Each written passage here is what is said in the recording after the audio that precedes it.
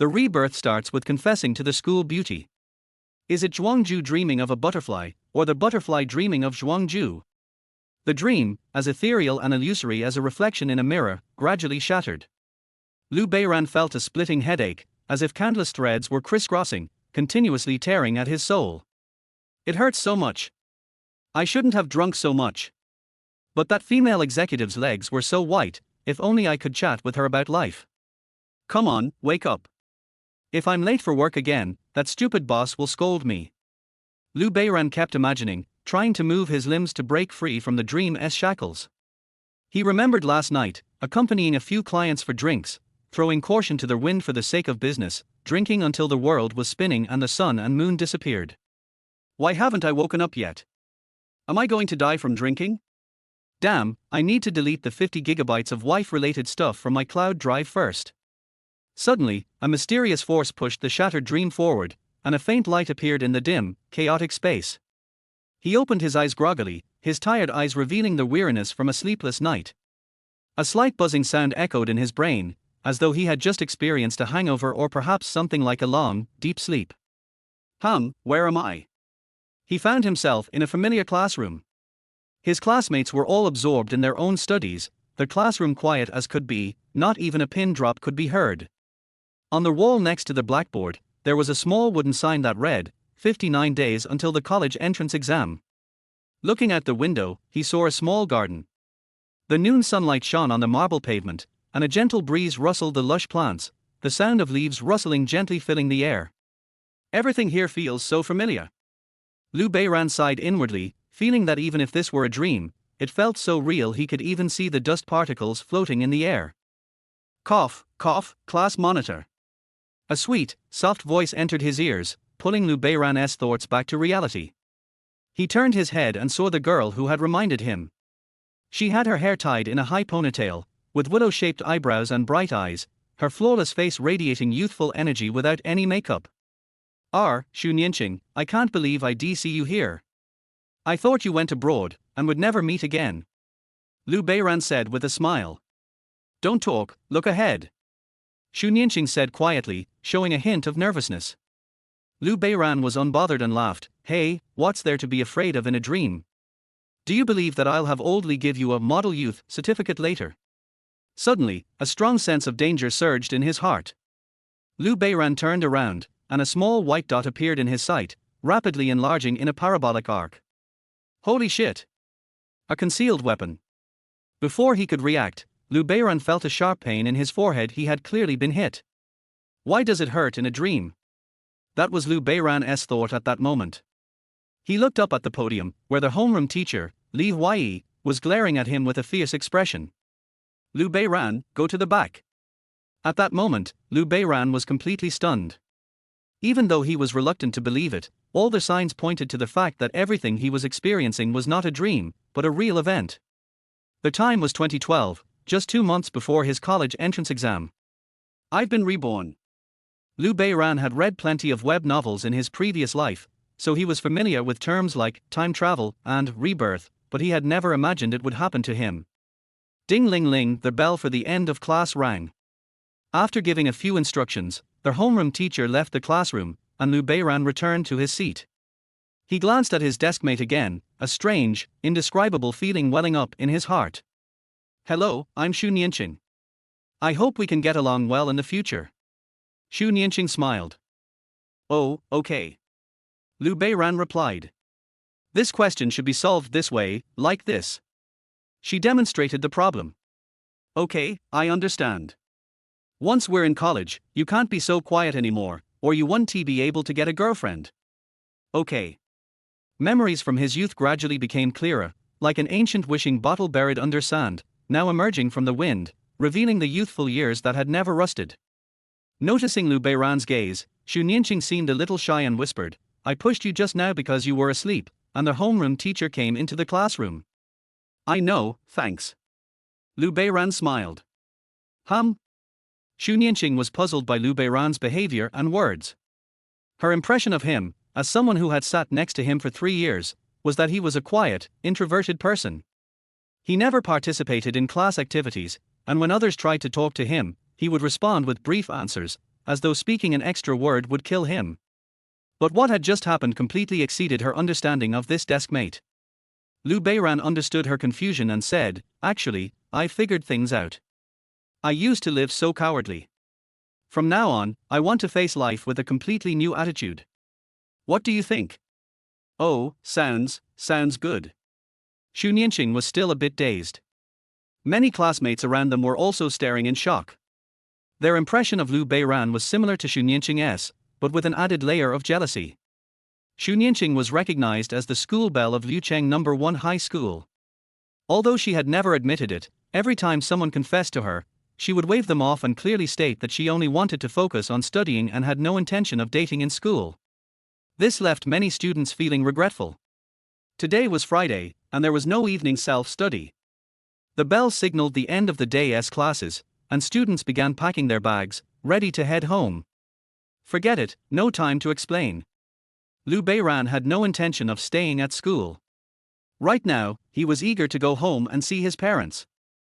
Before any of the classmates could react, he quickly packed his things and darted out of the classroom like an angry bird. On the bus, Liu Beiran began reminiscing. His hometown was in Donggang village, a small town in the southern part of Xiangnan province. The family had been poor when he was young, and his parents worked in cotton fields. Later, when the cotton price plummeted, his father decided to go work in the city, staying there for 5 years. "Eastport village is here. Anyone getting off?" The voice of the ticket seller brought Liu Beiran back to the present. I'm getting off," he said, dazedly. The bus sped away, kicking up a cloud of dust, leaving behind a young figure. He didn't hesitate and walked past a stone bridge. Beyond the bridge was Donggang village, his hometown where he had grown up. In mid-April, the rapeseed flowers covered the fields in a golden carpet, with green grass leaves growing everywhere. The setting sun's rays shone on the rural road, casting a gentle, melancholic glow in the young man's eyes. Suddenly, Liu Beiran stopped in his tracks and reached into his pocket, pulling out a smartphone. When he was young, his family had been poor. To send him to school, his parents had endured great hardship. He hadn't let them down and had managed to get into Star City Business School. But 2 months before the college entrance exam, a construction site accident occurred in the county, and his father was there that night. Liu Beiran still remembered the familiar face lying in the hospital bed. It seemed to be asleep, but would never wake again. He lowered his head in silence, while his mother was already in tears beside him. Since then, Liu Beiran rarely saw his mother smile. As the years went on, she became increasingly frail. That year, Liu Beiran didn't attend business school but found a job in Star City. He didn't tell his mother, only occasionally sending money back. After working hard for over 10 years, he finally became an executive in a company in Star City. After facing the harsh realities of society, his character gradually shifted from introverted to more smooth and pragmatic. Last night's drinking party lasted until 2:30 a.m. After settling the boss and clients, Liu Beiran had thrown up several times. As he slowly regained his senses, he found himself walking alone in the streets of Star City. The cold wind bit at him as he looked around. Star City was bustling even at midnight, with neon lights flashing, and barbecue stalls along the streets sizzling away. Customers were laughing, toasting, and enjoying the vibrant atmosphere. In contrast, Liu Beiran felt somewhat out of place. He took out a cigarette from his pocket, lit it, and exhaled a cloud of smoke. Through the haze, he could see the years of his past fading away. Chapter 2: Liu Beiran Chasing Love. Looking at it, he couldn't help but feel sad, tears flowed, and he began to recall the past. There are too many regrets in his life. He didn't finish college, he didn't take good care of his parents. Just as he was feeling sad, a dazzling white light enveloped him. He felt a little dazzled, raised his head hazily, saw a large truck and the terrified face of the truck driver. It turned out that I was hit and killed. Isn't this a classic plot in novels? Sure enough, reality is far more outrageous than novels. Soon, he calmed down and looked at the time on his phone. It was 5:40 on April 5, 2012. Smartphones have gradually become popular in this era. The mobile phone was bought by his parents some time ago. The reason was that other children had it, so their children should have it too. Suddenly, he seemed to think of something. Father Lu Qinchuan went to work at the construction site in the city at 6 o'clock this afternoon. He will always remember that when his father left, He said that he would bring him and his mother braised beef in the city to eat. After leaving, he never came back. Putting the phone back in his pocket, without any hesitation, Beiran sprinted at a speed he had never reached in his life. When he arrived in front of a small courtyard, he was already sweating profusely, bent over, with his hands on his knees and breathing heavily. Looking at the phone, it was 4:55 p.m. At this time, a figure came out of the house. Beiran hurried forward and said, "Dad, it's almost time for dinner, why are you still going out?" Father Lu Qingchuan nodded, "Yes, I'm busy recently. I've been working from this afternoon to the evening. When I come back, I'll bring you 2 braised beef." Hearing this, Lu Ran's heart suddenly clicked and he quickly said, "Dad, I'll cook tonight, so don't go out. You can't make enough money. You can go another day." Lu Qingchuan smiled after hearing this. "Xiaoran, there's overtime pay in the evening." Beiran held down old Lu's worn-out second-hand electric car. "Anyway, you can't go today." "Hey, kid, what's wrong with you today?" Old Lu was a little confused. "Be obedient, this is an opportunity to make money. You're going to college soon, so you have to buy something beautiful. Go and accompany your mother, don't block my way here." After saying this, old Lu began to gently push Beiran. No matter what, Beiran was ruthless and picked up a brick from the ground beside him. Bang! In the shocked eyes of old Lu, the starter handle of his second-hand electric car broke with a click. After doing all this, he was still not at ease, so he pulled the battery cable, nodded with satisfaction, and then looked at old Lu in front of him. Old Lu was stunned in place, as if he had not recovered yet. Me, old Lu ran towards Beiran quickly, pretending to hit him. "What are you doing?" At this time, his mother Zhang Haixia ran out of the yard, grabbed his father who raised his hand, and said, "Our son will be a college student soon, you can't hit him." After hearing this, old Lu hesitated for a while and put down his raised hand. Zhang Haixia said to Beiran, "You said kid, if you don't want your dad to work hard, just say it directly, why do you have to smash the car, it's not money." "Then Dad, are you still going?" Beiran asked with a smile. "The car is broken, how can I go?" "You are such a scoundrel, kid. I've never seen you so rude before." Old Lu shook his head and sighed. "Okay, I'll go cook now," Beiran said hurriedly, smiling and looking at his father. Old Lu snorted, as if he was still angry. Beiran was in the kitchen, cooking while looking back outside. He saw old Lu sitting on a stool in the yard, smoking a pipe, looking a little depressed. Seeing this scene, Beiran breathed a sigh of relief, with a smile on his face. "It's great. My 2012. The next morning at 5 o'clock, Beiran got up from the bed and ran to the door of his parents' room, knocking, dong dong dong. "What's wrong with you so early in the morning?" His father Lu Qingchuan's voice came. "It's okay, Dad and Mom, I love you," Beiran said and ran out of the house quickly. The sun was rising, and a gorgeous morning glow appeared in the east. Wisps of smoke floated on the roofs of the village, and the air was filled with a veil-like mist. Beiran shouted all the way to the rising sun, like a wild horse that had broken free from its reins, running recklessly, breaking free from its original shackles, and knowing the way he should go. After a long time, he stopped and breathed in the fresh air of his hometown, and 10 years of gloom were all gone in one day. Beiran had 600 yuan on him, which he had saved by living frugally. After returning home, he first pushed his electric bike to the village repair shop for repair, then went to the barber shop to spend 4 yuan to get a refreshing short haircut, and then took a comfortable hot bath when he got home. Looking at myself in the mirror, although my appearance is not as stunning as those packaged young stars, I am not ugly after all. It's just that I always keep my head down and don't take care of my appearance, so it's hard for others to notice me. After entering the society, Beiran also thought about it and felt that he had lost 100 million. After all, I have heard more than once how good college life is. At this time, my parents have already got up. My father Lu Qingchuan went to the field to apply pesticides, and my mother Zhang Haixia was making breakfast.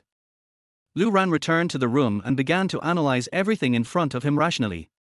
Reliving a new life, naturally I can't live a depressed life again. I have to find a way to make some money first. In my previous life, I have learned a lot of investment methods in the society. In this era, real estate speculation, stocks, Bitcoin, etc. are all highly profitable businesses, but considering the current conditions of my family, I don't have the starting capital, so I can't touch these things yet. But people with more capital have different ways to make money, and people with less capital have different ways to make money. In the past life, there were many businesses that could make a lot of money with a small investment. At this time, online marketing was not yet fully popular, and some internet celebrity foods only appeared later. What should I do? Forget it, let's have a good relationship first. After entering society in my previous life, I also began to learn how to take care of myself. I had several relationships, worked as a bootlicker, and was also a scumbag, but in the end, all of these became the past. I am still alone at the age of 30. While thinking, Beiran habitually touched his pocket, and then he realized that he had not yet been addicted to smoking. Quit. Take out your mobile phone. At this time, WeChat has already appeared, but it has not yet been popularized. It is still the era of QQ, but with the retreat of the funeral love family, it also announced the end of the era of non-mainstream space. QQ username changed from lonely to goodbye ideal. The signature also changed from your delusion has made me fall into the swamp of love to don't be happy with things, don't be sad with yourself. Beiran only has one QQ friend. His personality determines that he does not have the best friends in the novel. His only friend is his deskmate Xunyinqing, who took the initiative to add him because she wanted to urge him to study. In his previous life, he was actually quite helpless with this enthusiastic deskmate. Chapter 3 I Like You. Thinking about it now, I was such an idiot back then. I did what I said.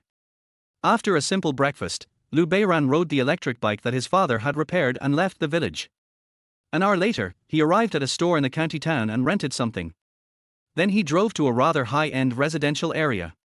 After parking the car, he first bought soy milk and fried dough sticks at the breakfast shop downstairs, and then took out his mobile phone and opened Xunyinqing's chat box.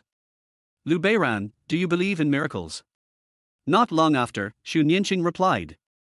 What are you talking about? Beiran, open the window now. Soon, as the window on the second floor opened, Xunyinqing's little head popped out and saw Beiran, who was smiling downstairs. Not long after, Beiran heard the sound of thump thump thump coming from the corridor, and soon Xunyinqing appeared in front of him. Why are you here? Xunyinqing was a little unbelievable. Beiran lifted the breakfast bag in his hand and shook it, smiling. Because I know someone is hungry. Xunyinqing obviously hadn't reacted to Beiran's sudden attack. She looked around and whispered, How do you know my home? Beiran didn't know the address of Xunyinqing's home until he graduated from high school. He paused and said, It's a secret. Xunyinqing curled her lips. Her deskmate didn't always say a bunch of fancy words like other classmates. She even took the initiative to add WeChat. Now he actually ran to her doorstep and brought breakfast, which made her a little confused. Eat quickly, I'll take you somewhere after you finish eating. Ran said. But my parents are at home. Xunyinqing hesitated. Then I'll go upstairs and say hello to my uncle and aunt. Beiran said and was about to go downstairs. Wait a minute. Xunyinqing hurriedly stopped Beiran and said, You come here so early in the morning and go to my house. My parents will definitely misunderstand. Beiran certainly knew Xunyinqing's thoughts. The other party was not averse to him, so there was such a communication space. Naturally, he had to seize the opportunity. Then I'll wait for you downstairs. Beiran asked. Xunyinqing thought briefly and nodded, Okay, wait for me for a while. After that, she ran upstairs with breakfast. After Xunyinqing left, Beiran also went to the stall to buy a few big meat buns. After swallowing them whole, he drank a bowl of soy milk. Then he patted his belly comfortably, feeling very comfortable. In his previous life, because of many years of socializing, he had a serious stomach disease. He usually ate just for fun. I don't know how long it has been since he had a full meal. Dingling. The phone notification sounded. Beiran opened QQ and it was a message from Xunyinqing. Wait for me at the corner ahead. Beiran smiled and left the stall. He knew that Xunyinqing didn't want her parents to find out, which also meant that she didn't reject him, and he could use this opportunity to start the next step. The plan to capture the school beauty officially began. When Beiran drove the electric car to the corner, Xunyinqing came over after a few minutes, looking around. After finding that there was no one around, she walked to Lu Beiran and whispered. What are you doing? I feel like a thief. For Xu Nianqing, who came from a wealthy family and had top academic performance, this feeling was something she had never experienced before. However, just as Lu Beiran thought, she did not reject him, but on the contrary, she had some faint expectations.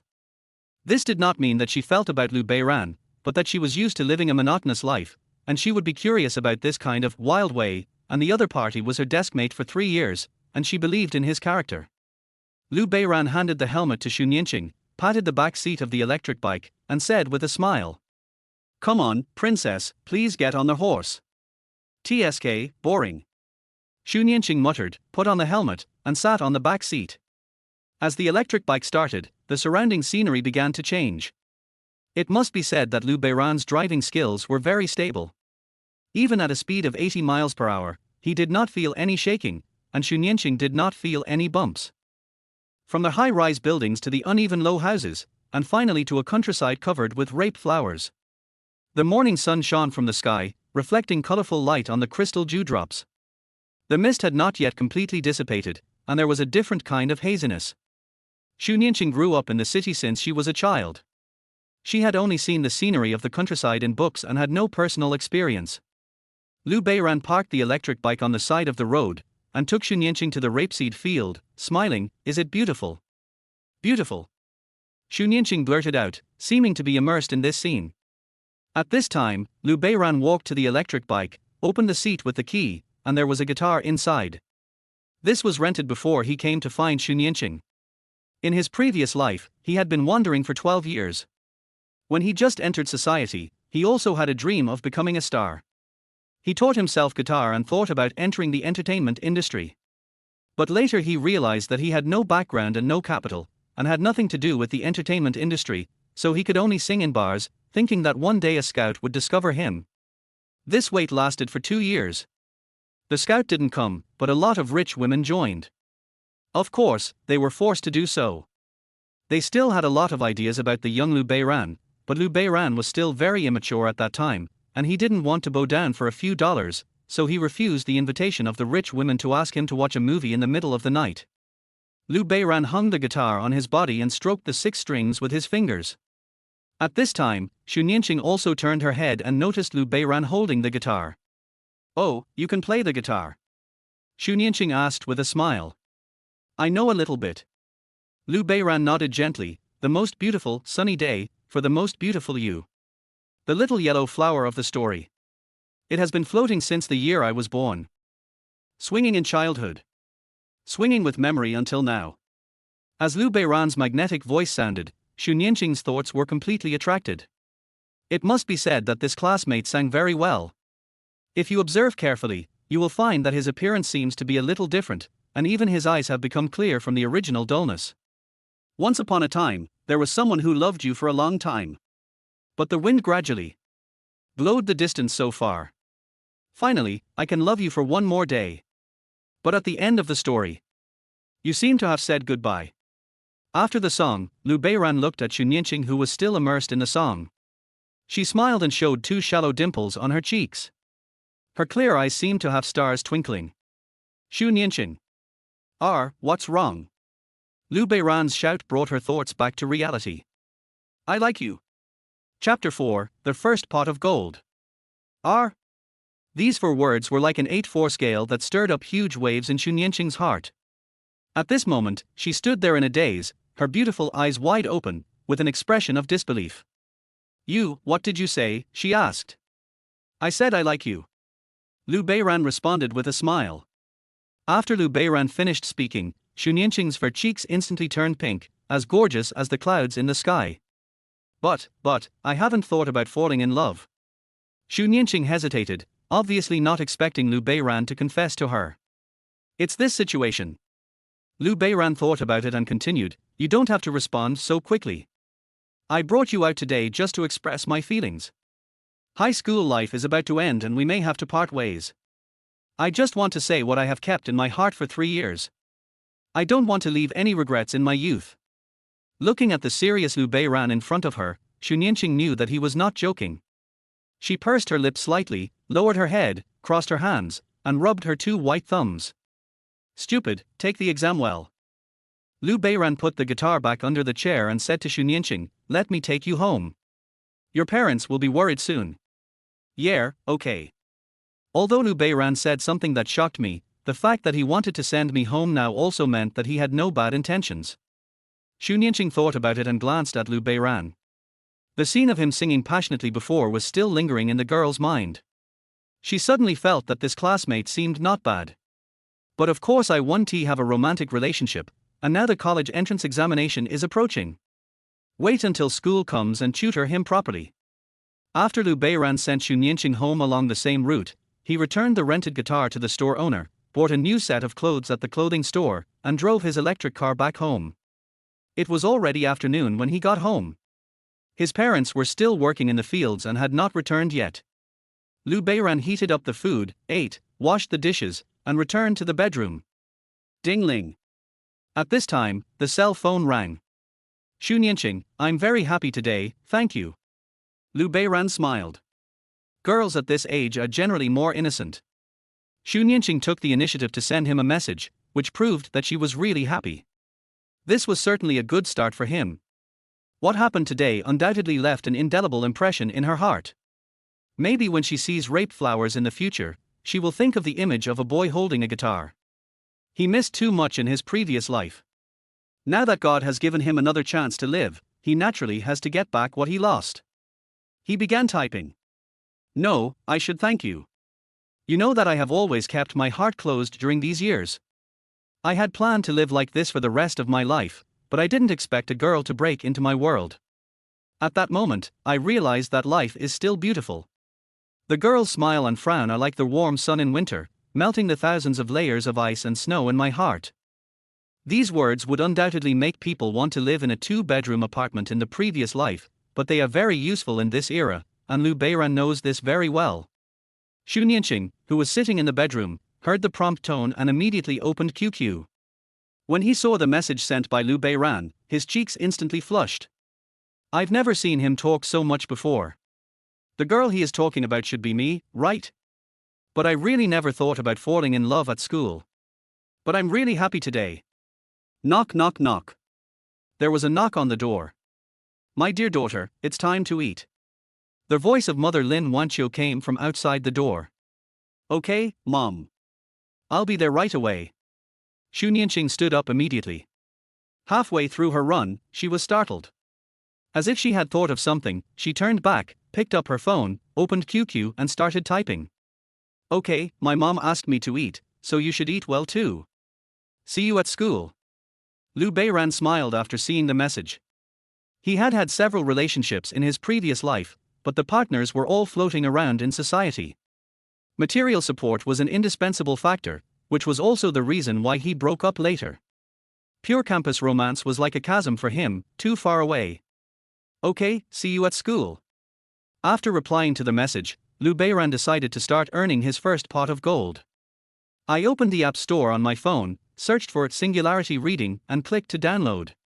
Writing novels is now the only thing that does not require any cost, but Liu Beiran does not have a computer now, so he can only write on his mobile phone.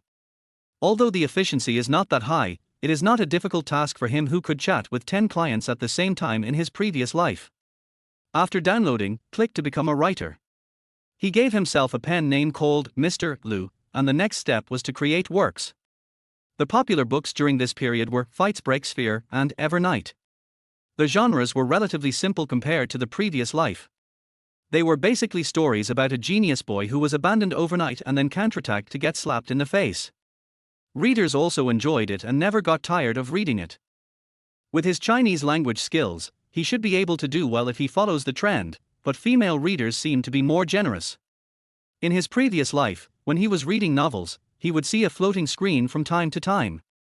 The Big Miss of Shanghai rewarded The Delicate Beauty Reborn after, with 1 million points and became the silver ally of this book.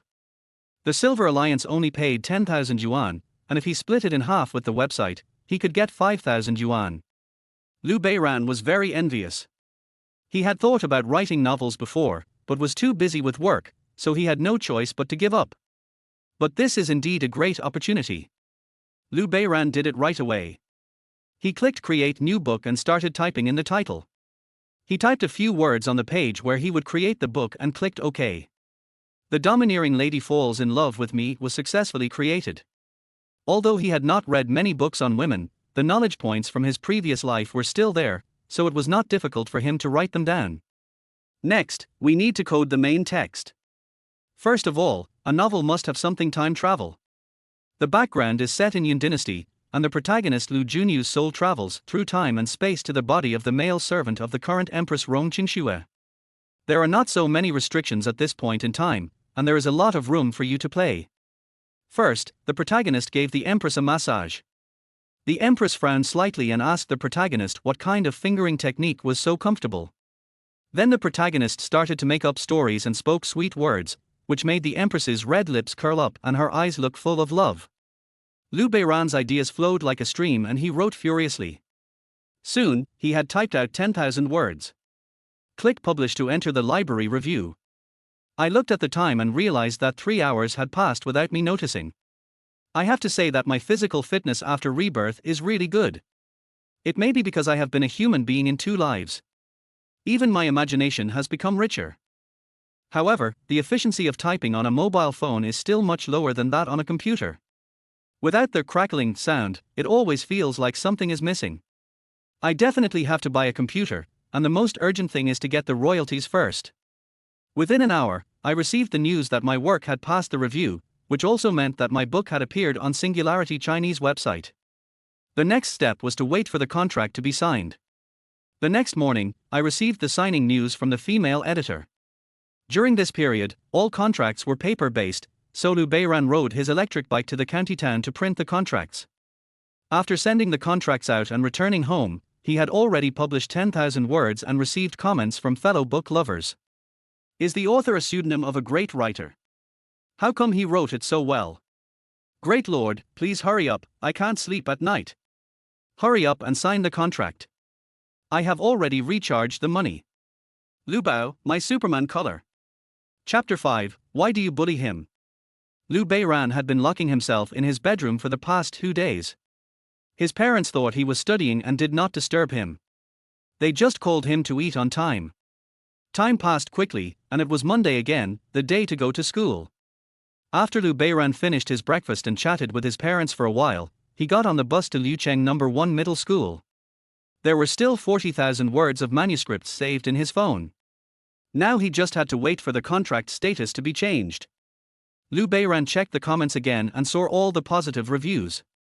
He was very satisfied and set off on the journey back to school. Half an hour later, the vehicle stopped at the gate of No. 1 Middle School. He actually doesn't have many memories of school. To be more precise, it was due to his personality that he was not willing to communicate with his classmates. No matter when and where, he always stayed in the most inconspicuous corner. As time went by, his personality became more and more withdrawn, and he remained so until he dropped out of school. His entire campus life was uneventful. Thinking back to reality, Liu Beiran walked towards the classroom of Grade 3 Class 2 with ease. It was the peak time for students to return to school. The cold winter had already dissipated, and many girls were dressed coolly, and long legs could be seen everywhere. Student Liu Beiran. At this time, a voice was heard. Her burgundy hair was scattered all over, she wore a white t-shirt with a brown pleated skirt, white high-heeled sandals, and a big bear pattern was printed on her shirt. Liu Wenwen. A name appeared in Liu Ran's mind, and then he fell into memories. In the setting sun, on a stone bench in the school, there were 2 figures, a boy and a girl. The girl was smiling sweetly, while the boy next to her lowered his head, looking a little shy. Student Liu Beiran, you have to be more cheerful in the future. What will you do if you continue to be like this? Liu Wenwen said with a smile. Liu Beiran still lowered his head and stammered, I like it this way. But life is still beautiful. If you look up, you will find better scenery. Liu Wenwen still smiled like a flower. At this moment, Liu Beiran's heart was stirred. He glanced at Liu Wenwen and smiled softly, thank you. This smile gave the young man all the courage he needed for his entire life. Okay, very good. At this time, a voice came from a distance. Liu Beiran suddenly raised his head and saw a male classmate walking towards them. It was Yu Jianhua from his class. Yu Jianhua was holding a small camera in his hand, the corners of his mouth unconsciously raised, and there was a hint of contempt in his eyes when he looked at Lu Beiran. Lu Ran was a little confused. Before he could figure out what was going on, he saw Liu Wenwen standing up, walking to Yu Jianhua, and asking, "Did you take pictures of everything?" "Don't worry, not only the voice is clear, but even the expression is very clear." Yu Jianhua patted his chest and responded with a proud look on his face. In Lu Beiran's sight, two figures walked away from him. At dusk, the journey to the classroom seemed particularly long in the diffuse sunset. The next day, a post appeared on the wall of the number 1 middle school. It was a video with the following caption. Liu Wenwen from class 1-2 of senior high school is a beautiful and kind person. She is willing to humble herself and guide her lonely and socially anxious classmates. She is a role model for number 1 middle school. On the third day, Liu Wenwen became the class beauty of class 1-2 of senior high school. Liu Wenwen naturally had a reason to come to see Lu Beiran today. After becoming the recognized beauty in class in her freshman year of high school, she received a lot of flowers and applause, and the boys pursuing her lined up from the dormitory building to the school gate. But as time went by, even Xu Nianqing, who had been deliberately keeping a low profile, came into the public eye. Soon she discovered that the number of boys around her gradually decreased, and now there are only a few left. This was hard to accept for Liu Wenwen, who was extremely proud, so she had to find a way to change the situation. However, in terms of appearance, she was indeed not as good as Xu Nianqing. After much thought, she still set her sights on Lu Beiran. At this time, Liu Wenwen was holding a cup of coffee in her hand. She looked at Lu Beiran with a smile and said, "Student Lu Beiran, this is the Starbucks I bought outside the school. You probably haven't had it before. Try it." After saying that, he handed over the coffee in his hand. Lu Beiran glanced around and found a camera hidden behind a flower bed. He walked straight forward and looked at Liu Wenwen, who was smiling in front of him. "I'm sorry, I've told you many times that we are not suitable for each other. Please stop pestering me, or I will be rude to you." After saying that, he strode away, leaving Liu Wenwen and the others with a dashing back. When they returned to the classroom, most of the students had already arrived. Xu Nianqing was reviewing with her head down, and Lu Beiran pulled her high ponytail. "What are you doing?" Xu Nianqing reached out and patted Lu Beiran's arm, pouting with an angry look on her face. Lu Beiran looked at her with a smile. After playing around for a while, Lu Beiran took out his cell phone and started reading his novel. Now that the contract status has been changed, there are more comments and rewards, but some negative comments have also appeared. Lu Beiran didn't find it strange. Online literature is just for fun. If you really want to delve into the logic, first of all, you can't explain the time travel. Adhering to the principle that mindless criticism can be left intact, but reasonable and well-founded criticism can be deleted and banned, Lu Beiran began to scream like a meteor chasing the moon. Cough cough. A cough brought Lu Beiran back to reality. Based on his years of slacking off in his previous life, he instantly clamped his phone between his inner thigh and the seat, raised his left hand to look at his nails, and then began to flip through the review materials he had opened in advance as if nothing had happened. At the same time, the head teacher Li Huai also walked up to the podium. He first glanced around the podium, took out a notebook and wrote down the list of latecomers, then cleared his throat and said, "Students, you are about to take the college entrance examination. You must always remember that this will be your chance to change your destiny." Their head teacher was spitting all over the platform, while Lu Beiran in his seat was already distracted. After the head teacher left, the classroom gradually became noisy, probably because of the atmosphere just now. Just as Lu Beiran was organizing his words to deepen his relationship with Xu Nianqing, he suddenly saw three figures walking towards him. "Lu Beiran, Wenwen said she wanted to talk to you, why are you still unwilling?" The person who spoke was Liu Wenwen's follower Yu Jianhua.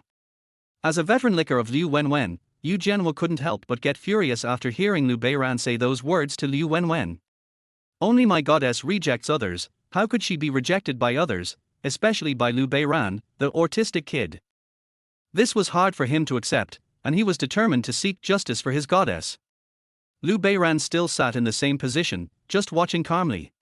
The other students around glanced towards where the few people were, but no one wanted to step forward to smooth things over. After all, they were not familiar with Lu Beiran, and there was no need to offend Yu Jianhua for him. Lu Beiran's mentality at this time was completely different. In high school, many classmates would say how many big brothers they knew outside and where their cousins were, but when they were surrounded by people, their former, heroic demeanor disappeared. So it is actually very simple to deal with such people. You just need to go to the political and educational office. If you want to make a big fuss, you can also call the police. However, most students are afraid of retaliation, so they endure it silently, which forms a vicious cycle. A background music called "He's a Pirate" suddenly popped up in Beiran's mind. It was the soundtrack of a movie called Pirates of the Caribbean that he had seen in his previous life. At this moment, in Beiran's eyes, Yu Jianhua and the two followers in front of him seemed to be the crew members cursed by the devil, waving their broken tentacles at him with ferocious expressions. And he himself was like Captain Jack. The background music had already been turned on, his hand was on the top of the long sword, ready to go. It seems that this is the first highlight moment after my rebirth. Then I'll make a fool of myself. Bang! Why do you bully him? Chapter 6, A Coolback. Beiran. Xu Nianqing, who was standing by, slammed the table and stood up, her beautiful eyes glaring at Yu Jianhua and the other two. You don't study hard every day, and you only know how to bully your classmates. People like you are the parasites of the school. Yu Jianhua was speechless, but he couldn't refute. He had coveted Xu Nianqing's beauty before and was one of the earliest suitors. He thought that he could buy some gifts to please Xu Nianqing by relying on his family's money, but he never thought that the other party didn't even look at him. What are you talking about? If you don't leave now, I'm going to the political education department now. Xu Nianqing was still as confident as ever. The other students were also a little shocked. Usually, Xu Nianqing was the kind of person who studied silently and never argued with her classmates. This was the first time they saw her like this today. Seeing this, Yu Jianhua had to give up for the time being. He glared at Beiran fiercely, then snorted and left angrily. After they left, Xu Nianqing sat down again, looked at Ran beside her, and said, "You don't have to be afraid. We are now in a society ruled by law. School violence should be rectified. If they dare to cause trouble for you again, I will report them to the political and educational department and let them all be punished. You are worthy of being called such a genius, Xiaoshu." Ran thought to himself, looking at Xu Nianqing in front of him, his eyes twitching, and he lowered his head slightly. "I'm sorry to trouble you. In fact, at this time when the college entrance examination is approaching, students like Yu Jianhua are rare. The most troublemakers have either had their edges smoothed out in the previous 2 years, or have been sent home." In fact, Beiran understood it. He was willing to risk his life for the woman he loved. "But it's wrong for you to step on me to show off." Tat-tat-tat. At this time, the sound of high heels stepping on the ground was heard. Soon, a beautiful figure walked into the classroom. She wore light makeup, long black hair tied up behind her head, a black lace shirt on the upper body, a black miniskirt on the lower body, black high heels and black stockings on her feet, sexy yet dignified. For adolescent male students, this is undoubtedly a huge test. Many students get their blood boiling and have a lot of imagination just by hearing the sound of high heels. Qin Yu. Beiran was very familiar with this name, and a past event slowly emerged with his memories.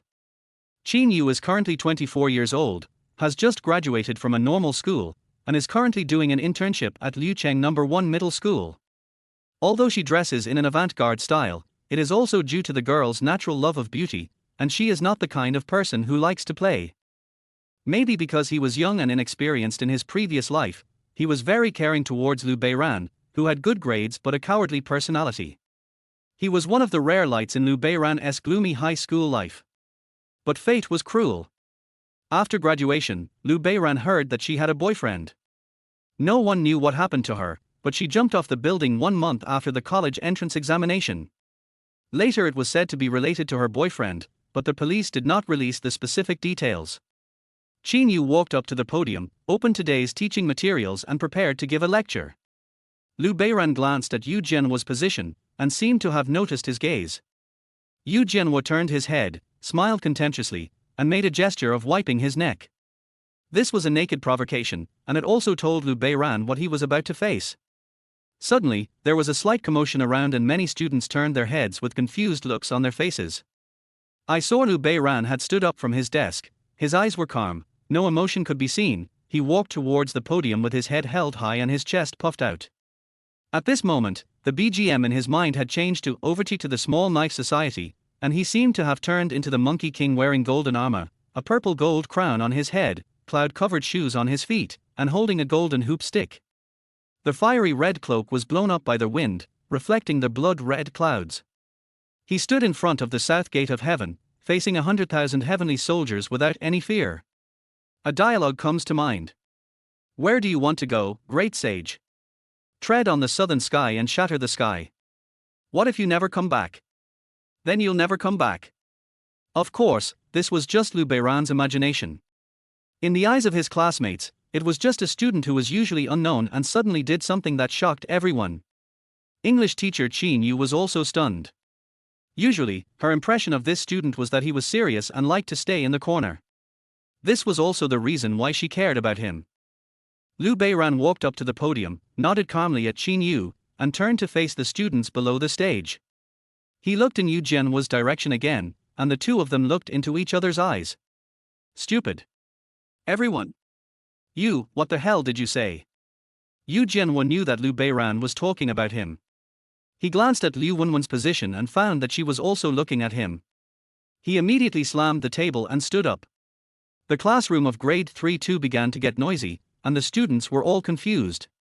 English teacher Qin Yu was stunned for a moment, then lowered her voice and said, "Student Liu Beiran, class is in session now."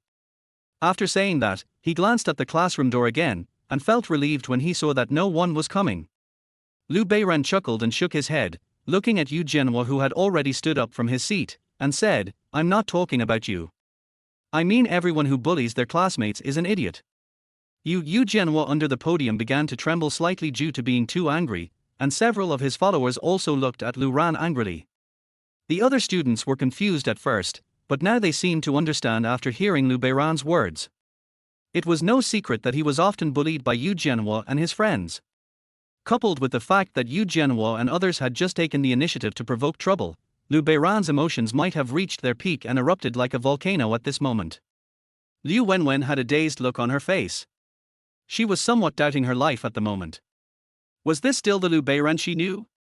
I want to say that everyone is equal in school, and there is no distinction between high and low, but there are some bad guys who like to break this. I really don't know where their sense of superiority comes from. Everyone, please remember this in the future. Even your parents are reluctant to beat you, so why do those bad guys have the right to do so? If there is a similar situation in the future, please tell me and I will get these bad apples out of number 1 middle school. After Liu Beiran finished speaking, the audience was silent for 2 seconds. Well said. At this time, a classmate shouted. Good. Immediately afterwards, cheers came one after another, and the whole classroom was filled with shouts. Yu Jianhuo and his friends looked livid. Normally, they relied on their family's small fortune and their acquaintance with some so-called social big brothers to bully others in class. They never expected the situation today. Liu Beiran glanced at the English teacher Qin Yu standing next to him and found that she did not interrupt him, but continued to stare at the classroom door, pursing her red lips, seeming a little worried. She didn't know yet that this glance today might change her life. Liu Beiran immediately turned around and said, "I'm sorry, Mr. Qin, for interrupting your class." "No, it's okay." Qin Yu waved her hands. This was the first time she encountered such a situation and she looked a little dazed. Before Qin Yu could react, Liu Beiran had already left the podium and returned to his seat amid the shocked gazes of his classmates. Only a chic-back figure was left behind. That's the feeling. At this time, the BGM in Liu Beiran's mind had disappeared, and the picture turned into the Monkey King holding the golden cudgel standing on the top of the Lingxiao Palace, with broken walls and ruins under his feet. Chapter 7, Rainy Day Stories. Liu Beiran returned to his seat. The students in the classroom were all whispering and noisy. Xu Nianqing smiled at him, as if she thought there was nothing wrong with what he did. Okay, students, class will start now. Soon, under Qin Yu's guidance, the classroom returned to silence again. As for Yu Jianhuo and the others, even though they had thought of 100 ways for Liu Beiran to die, they did not dare to make trouble now. After all, it was a classroom and the college entrance examination was approaching. If they were punished, it would be a loss. But if you can't do that in school, teachers outside the school can't do anything about it. Several people immediately exchanged glances, and a sly smile appeared on the corners of their mouths. But Liu Beiran didn't care. He certainly knew what they were thinking. He would never have done this in his previous life. He also had his own plans. Just like that, the matter was temporarily settled. During the time at school, Yu Jianhua and his companions did not cause any trouble to Liu Beiran again. Everything seemed calm, but Liu Beiran knew very well that the other party was just waiting for an opportunity. However, he did not take it too seriously. As a person who had been reborn, these little campus fights could no longer cause him any trouble. He continued to update his novels steadily and chatted with Xu Nianqing from time to time to enhance their relationship. I was still thinking about the matter of my English teacher Qin Yu. After I spoke in the classroom that day, the head teacher did not come to me afterwards, which also showed that the English teacher did not spread the matter. In fact, it didn't matter to the head teacher if he knew about Liu Beiran. He just did what he was supposed to do, and it was a good opportunity to expose their evil deeds. If their head teacher didn't care, then let the political education department handle it. Although it wouldn't be spread outside the campus, they would at least give some symbolic punishment. The few coins in Yu Jianhua's family were not enough to show in front of the school. In his previous life, Qin Yu committed suicide 1 month after taking the college entrance examination. He observed himself and found that Qin Yu's recent state was indeed different. When he met her on the street, she was often smiling with her arms around her. She must be in the stage of passionate love. It seems that the fuse that made him lose hope in life has not yet started. Since you helped me, I will help you too. The teacher's contact information is transparent, and some students will add them as friends to ask about things related to their studies, but this has nothing to do with Liu Beiran in his previous life. Half a month passed in a flash, and it was Friday after school again. The domineering female king falls in love with me was ready to be put on the shelves. It has been ranked first on the list of new books for women, and has received constant comments and rewards. The sky is grey today, and the whole world has become dim under the cover of dark clouds. Occasionally, there are few loud thunderclaps, giving people a depressing feeling of dark clouds pressing down on the city, threatening to destroy it. The novel being published means that I will get paid for my writing soon. After a rough estimate, the reward money has exceeded 10,000 yuan. I will soon have my first pot of gold and can start thinking about how to spend it. Liu Beiran thought about it and stared at the sky in a daze, while Xu Nianqing glanced at his profile out of the corner of her eye. It's raining. My dad will come to pick me up later. I'll ask him to take you back. Xu Nianqing said. Liu Beiran shook his head. I have something else to do later, you go back first. No, you must come back with me. Xu Nianqing insisted. Of course Liu Beiran knew what she was thinking. She was afraid of being retaliated against. Be obedient. You go back first. I'll come to see you tomorrow and we'll go to Jishan together. Liu Beiran smiled, his eyes full of tenderness.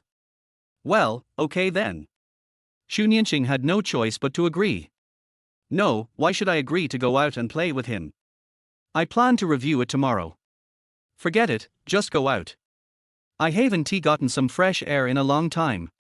When the head teacher announced the end of school, the students rushed out of the classroom with a bang.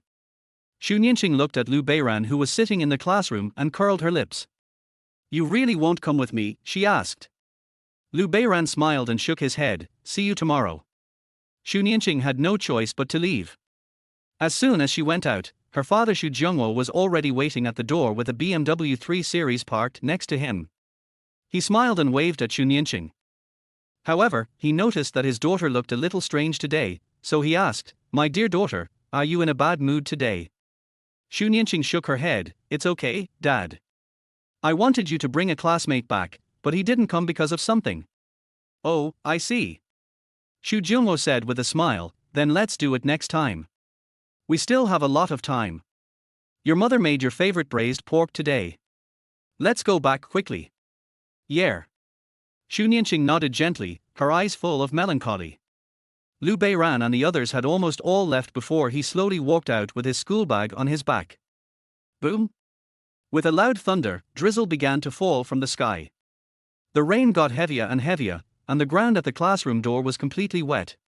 The wind blew in some rain that touched the skin, which was wet and a bit cool. Liu Beiran opened his black umbrella and walked out of the school gate in the rain. The school gate was still a few hundred meters away from the bus stop. Liu Beiran was walking on the muddy path and soon saw several figures in front of him.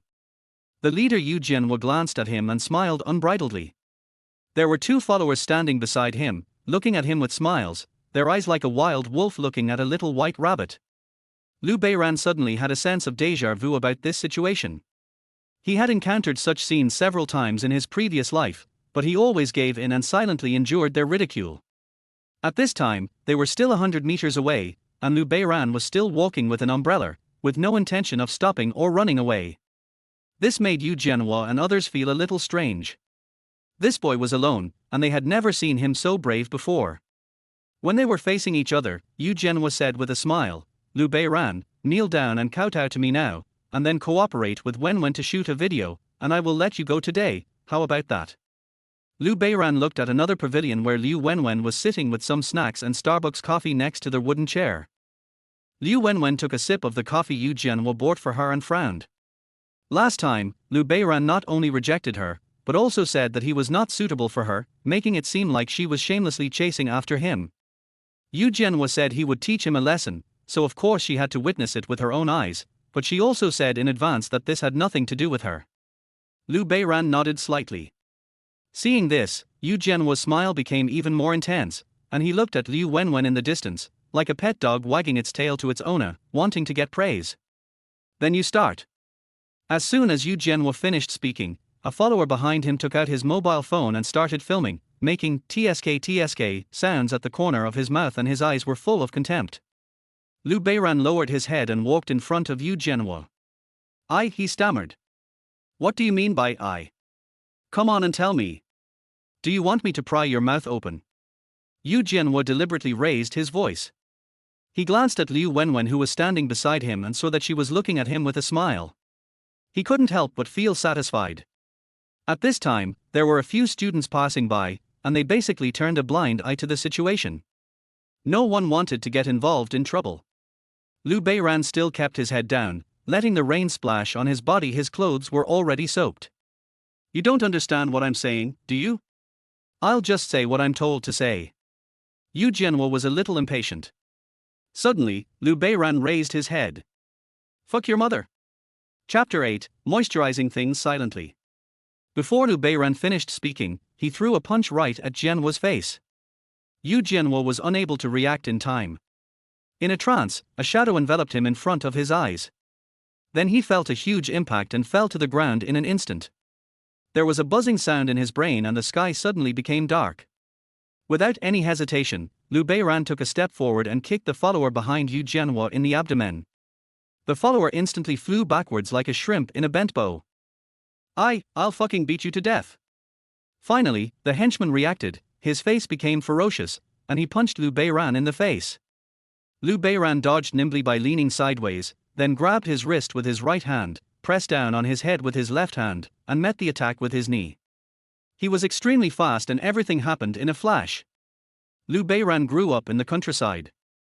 When he was young, he followed his parents to do farm work and developed a muscular body. It was just because of his personality in his previous life that he had no room to perform. However, his physical fitness was by no means comparable to those pampered city people. Coupled with his fighting experience in his previous life, he knocked down the 3 men in an instant. Snap! Not far away, the Starbucks coffee in Liu Wenwen's hand spilled, staining her newly bought Gucci dress with a large stain. Her eyes widened, and she stood there in a daze, looking at everything in front of her in disbelief. Liu Beiran looked at the 3 people rolling on the ground and shouted, "If you dare to provoke me again, I will beat you up every time I see you." After saying that, he walked towards Liu Wenwen. As Liu Beiran entered the pavilion, Liu Wenwen immediately stood up and asked in horror, What do you want to do?" "Sorry, I don't want to." Liu Beiran looked cold. He picked up the remaining Starbucks coffee on the table, lifted the lid and the straw with his thumb, and took a sip. It's so damn disgusting." After saying that, he threw the coffee on the table and strode away in the wind and rain, leaving Liu Wenwen with a dazed look on her face. As Liu Beiran walked to the bus stop, an umbrella was extended over his head. When he looked sideways, he saw that it was his English teacher Qin Yu. "Student Liu Beiran, why don't you even open an umbrella in such heavy rain?" Qin Yu asked with concern. Liu Beiran smiled and shook his head. I met a few wild dogs on the way and they bit me to pieces. Qin Yu didn't ask any more questions and held the umbrella for Lu Beiran. Seeing Lu Beiran being drenched like a drowned chicken, she suddenly felt distressed. I'm the only daughter in my family. Actually, I've always wanted to have a younger brother. After a long time, she said softly, trying to find a topic to break the silence. Before Lu Beiran could respond, the bus to Donggang village had already stopped at the platform. Lu Beiran immediately got into the car, and before the door was about to close, he suddenly turned his head. Teacher Qin, please add me on QQ. After saying that, the car door closed. Qin Yu was a little confused. She didn't expect Lu Beiran to add her on his own initiative. Could it be that there was some difficult question? I've never seen him like this before. Thinking back to the previous situation in the classroom, she felt more and more that this student had become different. As soon as Lu Beiran returned home, he heard his mother Zhang Haixie's reproachful voice, "Didn't you bring an umbrella with you? What if you catch a cold after getting soaked like this?" Lu Beiran smiled and said, "Don't worry, Mom. Your son is in good health. You're even talking nonsense now." Zhang Haixie scolded, her eyes full of kindness. "I'll get you some hot water. Hurry up and take a shower before eating." As soon as she finished speaking, she went to do her work while her father watched TV at home. Lu Beiran had a brief chat with his father, took a comfortable hot bath, changed into new clothes, and after dinner, he exchanged a few words with his parents before returning to his room. When I opened my phone, there were already 2 unread messages from Xunyanqing. "Have you reached home yet? Why don't you reply to me?" Lu Beiran immediately began to type. "I'm already home. I wasn't looking at my phone just now. What are you doing?" "Just sent it," not long after Xunyanqing replied. "I just had dinner and was watching TV with my mom." Lu Beiran, did you miss me? Xunyanqing, TSK, only ghosts miss you. The mother, Lin Wanqiu, noticed that her daughter looked a little strange and asked quickly, "My dear daughter, what's wrong with you? I always see you smiling." I'm fine. I'm chatting with my classmates." Xunyanqing spoke vaguely and quickly put away her smile. She was originally worried that Lu Beiran would be retaliated against, so she asked her father to take him home, but Lu Beiran was unwilling. She was helpless and looked back after leaving the school gate, but did not see Yu Jianhua and the others. But she was always worried, especially when Lu Beiran didn't reply to her messages. She was so anxious that she was ready to call the dean. It wasn't until Lu Beiran replied that he finally let go of his worries. At this moment, a picture kept circling in her mind. In a rapeseed field, a boy was holding a guitar and singing Jay Cho's "Sunny Day," and at the end he confessed to her. Xunyanqing didn't know why she kept thinking about him. Maybe this was the result of their 3 years of friendship as deskmates. Well, that's definitely the case. She thought about it and decided to give him some good tutoring next time she returned to school. After Lu Beiran returned to his bedroom, he received a notice from the editor that the book was on the shelves, along with a few words of encouragement, which roughly said that the book was doing very well and had the potential to become a masterpiece, and asked him to keep updating. Lu Beiran simply replied to express his gratitude, browsed the comment area, and then went to the class group to add English teacher Qin Yu as a friend. Not long after, the call came through. After a simple greeting, Lu Beiran turned off his phone and started typing. When he stopped writing, it was late at night. Open the window, and the cleansed world is filled with a refreshing feeling. Frogs croak one after another outside the window, a full moon is in the sky, dotted with stars, and the remaining rain water slides down from the branches and leaves, moistening everything silently. Lu Beiran stretched, fell on the bed, and fell into a deep sleep. He had a dream in which he turned into Lu Junyu in the novel. It happened that the corrupt officials were in power, and the prime minister and the general colluded to put pressure on the empress. He used a little trick to expose the two people's conspiracy. After the empress sent him to prison, under the lotus tent, the jade feet hooked his chin and said in a charming voice, "What reward do you want?" Early in the morning, Lu Beiran woke up to the sound of a rooster crowing. He opened his sleepy eyes, turned on his mobile phone before washing up, and began to write furiously. Soon, 2,000 words were typed out. Dreams are like floating lights and phantoms, which are easily forgotten. Even if you recall them later, they are only scattered fragments, so he wants to record all the details before his memory becomes blurred. At this time, he also received the notification of listing. The editor had opened a VIP chapter. Liu Beiran uploaded the manuscript and directly published 10,000 words. The next step is to wait for the result of the first order. At this point in time, the rule of singularity is that as long as 4,000 words are updated every day after the book is put on the shelves, there will be 500 full attendances. However, Liu Beiran is obviously not going for the money. At this rate, he is confident that he can reach the level of a masterpiece or even higher. Chapter 9: You and Me Under the White Clouds. After finishing everything, Liu Beiran simply washed up and left the bedroom.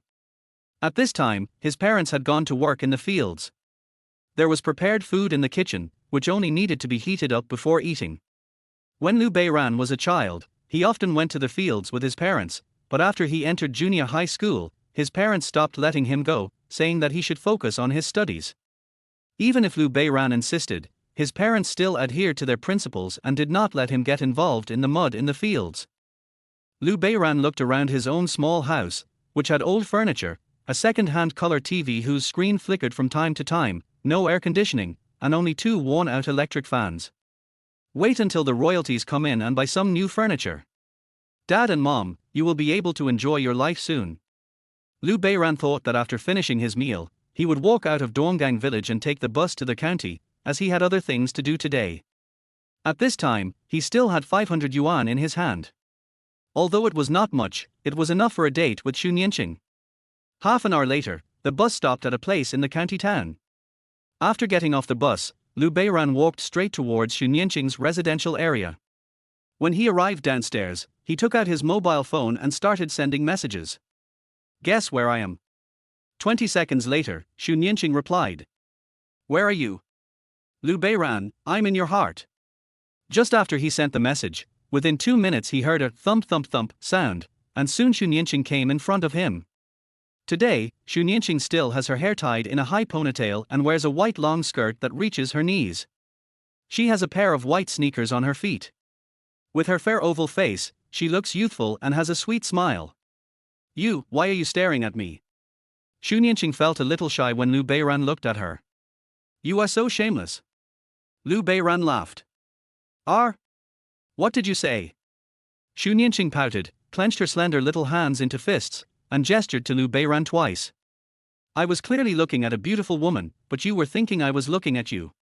How shameless is that? Liu Beiran was still smiling. TSK, why haven't I seen you talk so well before?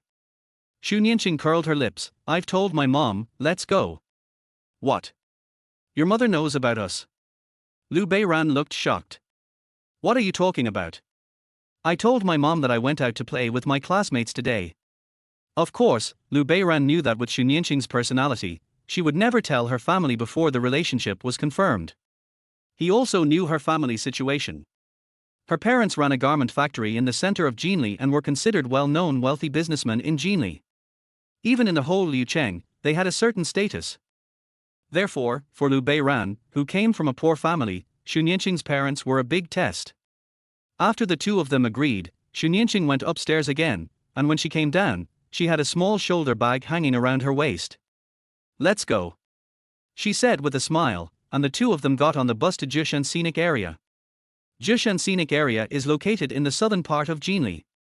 The southwest of the scenic area winds from Baiyun Mountain and Jingang Mountain to Zhishan. Although the mountain is not high, it stands tall in the West Dongting Lake area, surrounded by green water and beautiful scenery. It is said that Meng Jianwen, separated from Zhishan by a river, is the former residence of Meng Jiangyu of the Qin dynasty. Meng Jiangyu married Fan Lang of Jinli. Soon Fan Lang went to serve as a laborer to build the Great Wall and never returned. Meng Jiangyu often climbed to the top of Zhishan to wait for her husband to return, so there is a waiting for husband platform on the top of the mountain. There is a round stone as flat as a mirror halfway up the mountain. Meng Jiangyu often combed her hair in front of the stone, so it is called the stone mirror. Li Rugi, the minister of works in the Ming dynasty, built the Meng Jiangyu martyrdom shrine on the top of the mountain. Zhishan is the largest scenic spot in Jinli. When the two bought tickets to enter, there were already quite a few pedestrians at the foot of the mountain, most of them were couples traveling together. There are many vendors selling their wares at the door. They are very smart. Generally, for couples who come here, as long as they actively promote their products. If the girl is attracted, the boy will most likely pay for them. Liu Beiran bought some snacks, and the two of them ate while looking at the scenery as they walked up the mountain. An hour later, they arrived at the Jiangyu temple. Liu Beiran was in good physical condition and did not feel tired at all even after walking for an hour. However, Xu Nianqing beside him was a little out of breath, with sweat dripping down her fair skin. "Let's take a break," Liu Beiran suggested. Xu Nianqing shook her head. "Their husband-waiting rock is right in front of me. I can still hold on." After saying that, she gritted her teeth and made a cheering gesture. Liu Beiran looked at the arrogant Xu Nianqing with a doting smile. When the two arrived at Wangfu Rock, it also meant they had arrived at the top of Jishan Mountain. Looking down the mountain, the Lishui River flows from north to south around the eastern foot of Jishan Mountain and into Dongting Lake. The vast expanse of reed marshes and pastoral scenery are all in sight. Xu Nianqing grew up in the city, and looking at the beautiful scenery, she couldn't help but be a little dazed. Liu Beiran stood aside and reached out to smooth her flowing hair. When her hand touched Xu Nianqing's forehead, she clearly felt the other party tremble, but did not stop. Liu Beiran turned her head and looked at her, and a faint blush had already covered the girl's cheeks. "Actually, I wanted to come here a long time ago, but I knew my parents were busy with work, and I felt that studying was more important, so I never made any plans," Xu Nianqing said lightly. "Well, do you think it's beautiful?" Liu Beiran asked. Xu Nianqing smiled and nodded, "Beautiful." But then a trace of sadness appeared in his eyes, but Meng Jiangyu was so pitiful. She died without seeing her husband. "So we should cherish the people in front of us even more," Liu Beiran said with a smile. "The person in front of you." Xu Nianqing kept thinking that she grew up under the care of her parents, who gave her everything she wanted. But as her family business grew bigger, the time her parents spent with her became less and less. However, she was very sensible and never complained. Even so, she would always feel a little gloomy whenever she thought about it. When she came to her senses, an angular face appeared in front of her, with the corners of his mouth raised and smiling wantonly. The sunlight cast a layer of golden glow on him, dispelling the dark haze in her heart. "The person in front of you is right in front of you." These words suddenly popped up in her mind, and she lowered her head in silence. "Okay, let's go to the ancestral hall," Liu Beiran said, holding Xu Nianqing's hand and walking towards the ancestral hall. Xu Nianqing was slightly startled, and just let him pull her as she followed Liu Beiran's footsteps. The sunlight made his shadow long and slender. Xu Nianqing kept stepping on it with her feet, making goose, goose, goose sounds from her mouth. The cafeteria has lunch, and there are many varieties for tourists to choose from. Xu Nianqing looked at the prices, which were basically 10 yuan and above. Then, looking at Liu Beiran who was about to pay, she reached out and grabbed his wrist, smiling and said, "Let me do it. It just so happens that I have nowhere to spend the pocket money my dad gave me." Liu Beiran shrugged and did not refuse. He knew that Xu Nianqing didn't want him to spend any more money. If he refused at this time, it would make the girl's gentle heart feel uncomfortable and create an awkward situation. After they finished their meal and rested for a quarter of an hour, they left Jiangyu Temple. It was already 5 o'clock in the afternoon. It is now early summer in May. The days are long and the sky is high, blue and clear like the sea.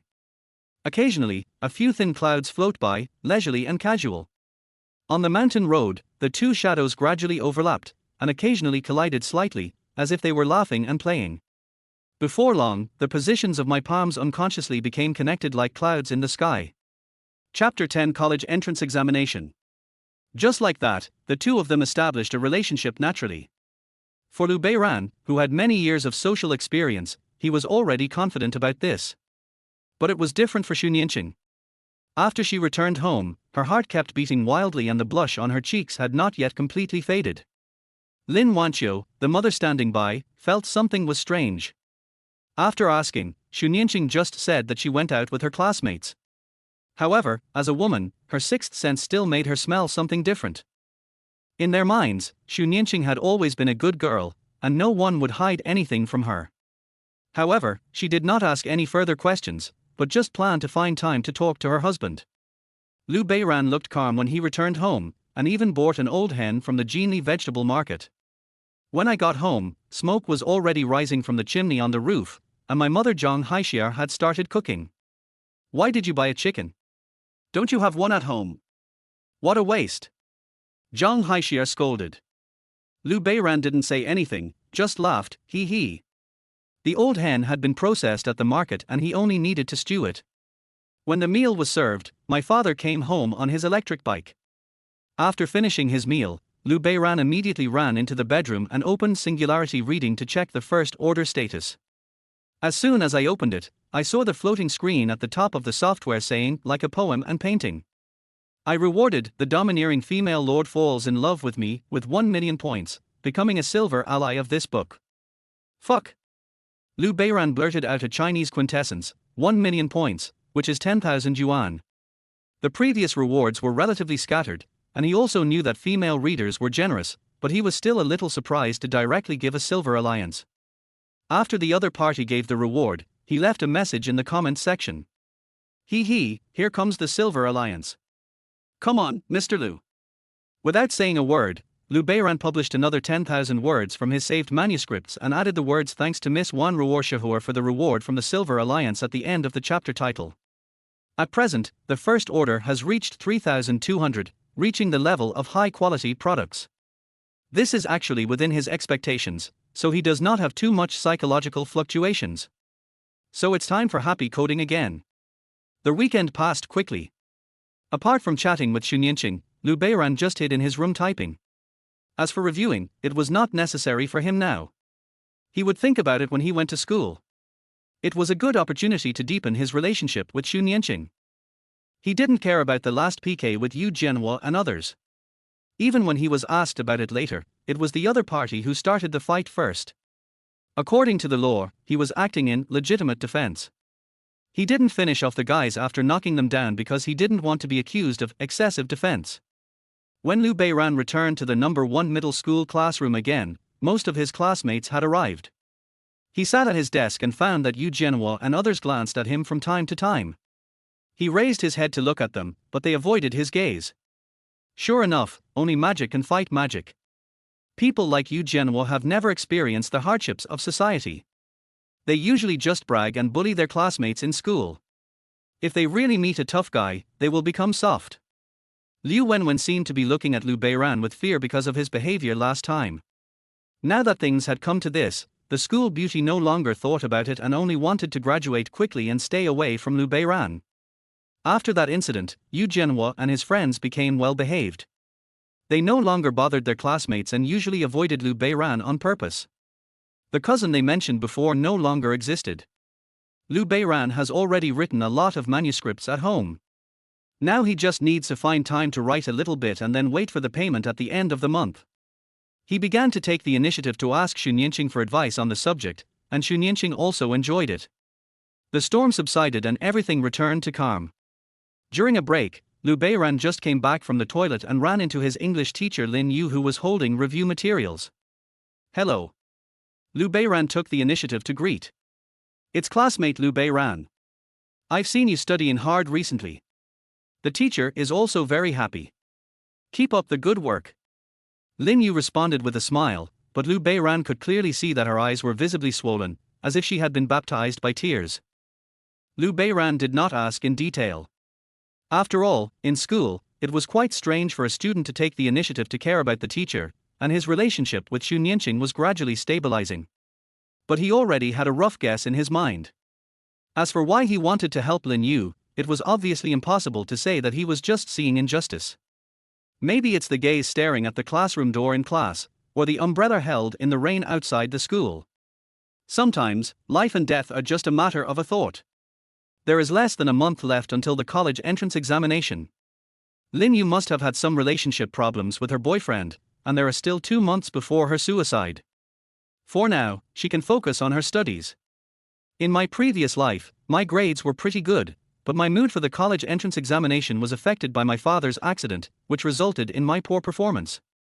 I was admitted to the business school, although I didn't go in the end. The knowledge points are still in my mind.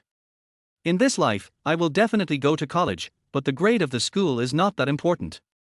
For me, it is just a stepping stone to make up for the regret of not going to college in my previous life.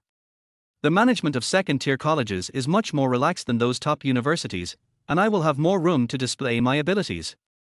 Back in the classroom, Xu Nianqing was sitting in her seat reviewing when she suddenly felt a force pulling the ponytail at the back of her head.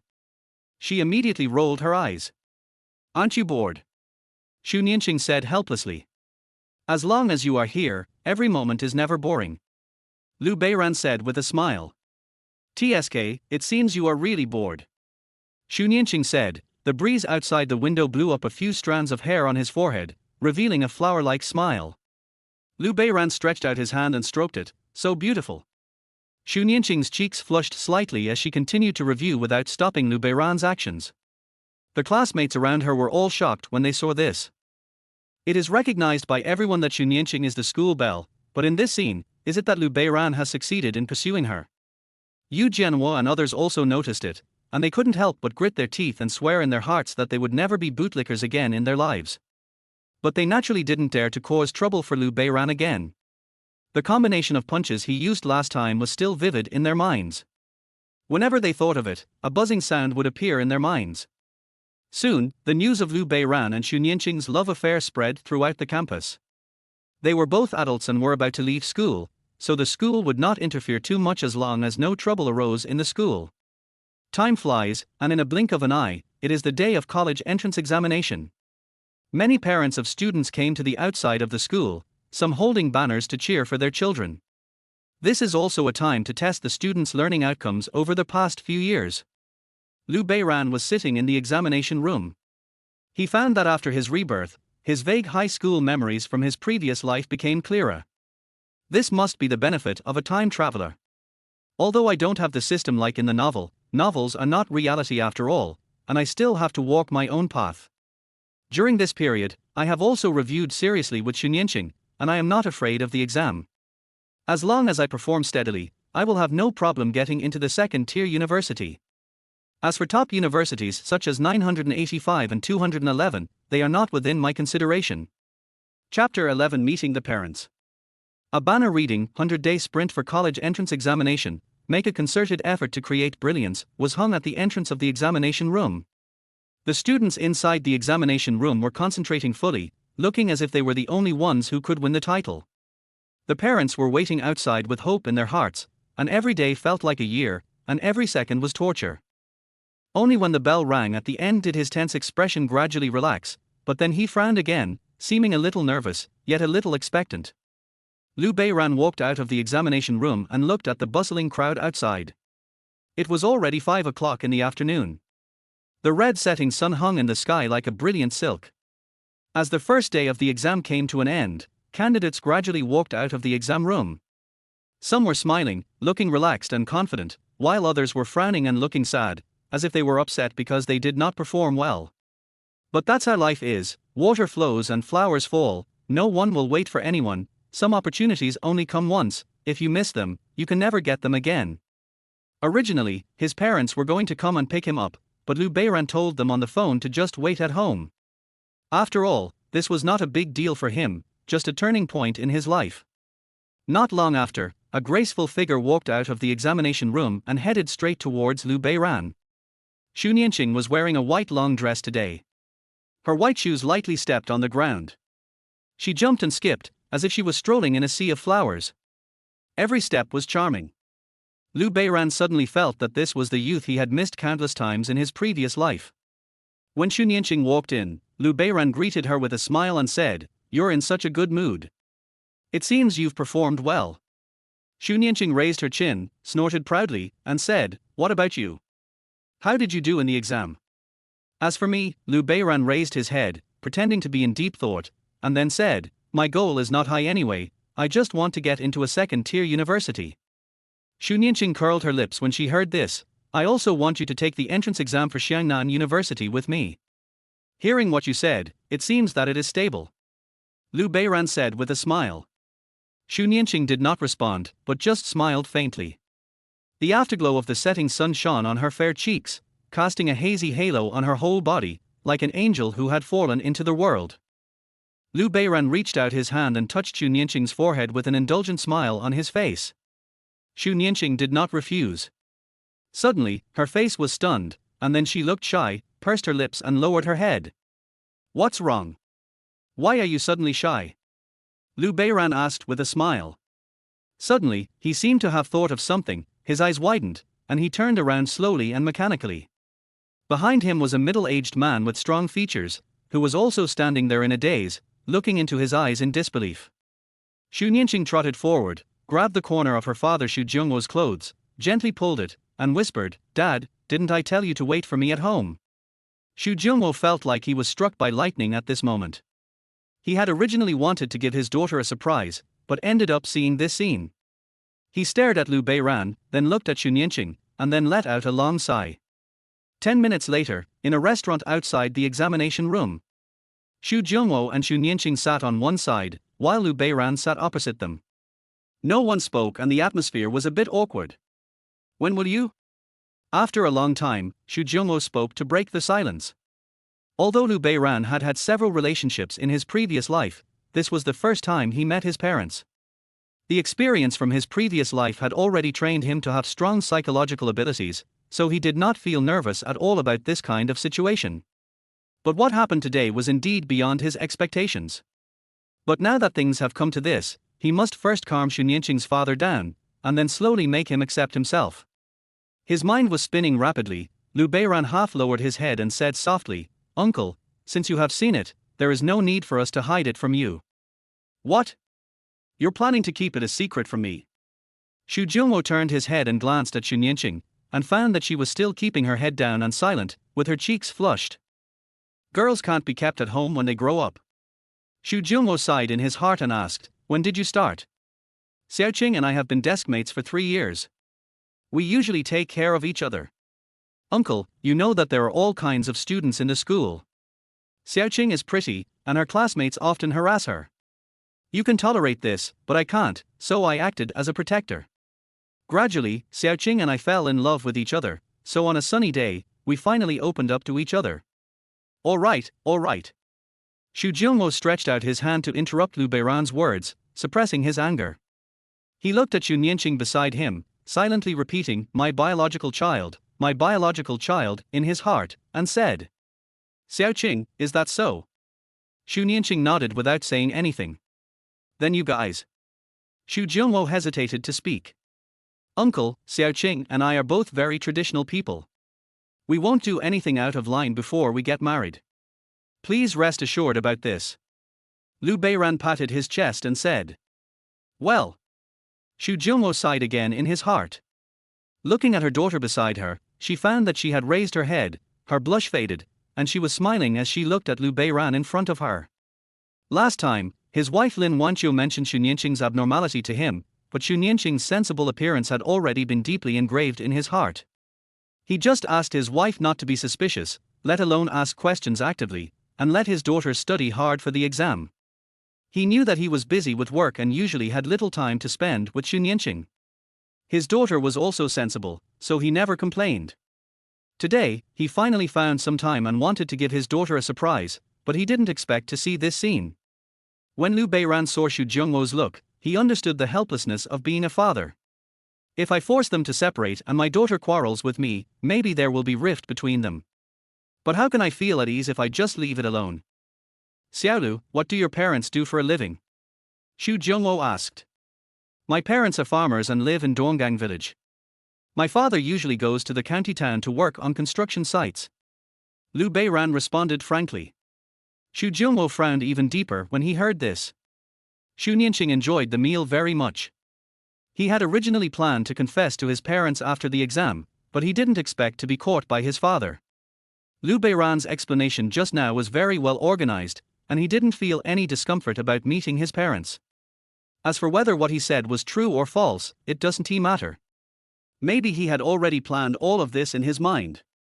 As she thought about it and smelled the delicious food, her appetite grew. Xu Zhongwo, who was standing by, felt like he was chewing wax, like a fishbone stuck in his throat, like a thorn in his back.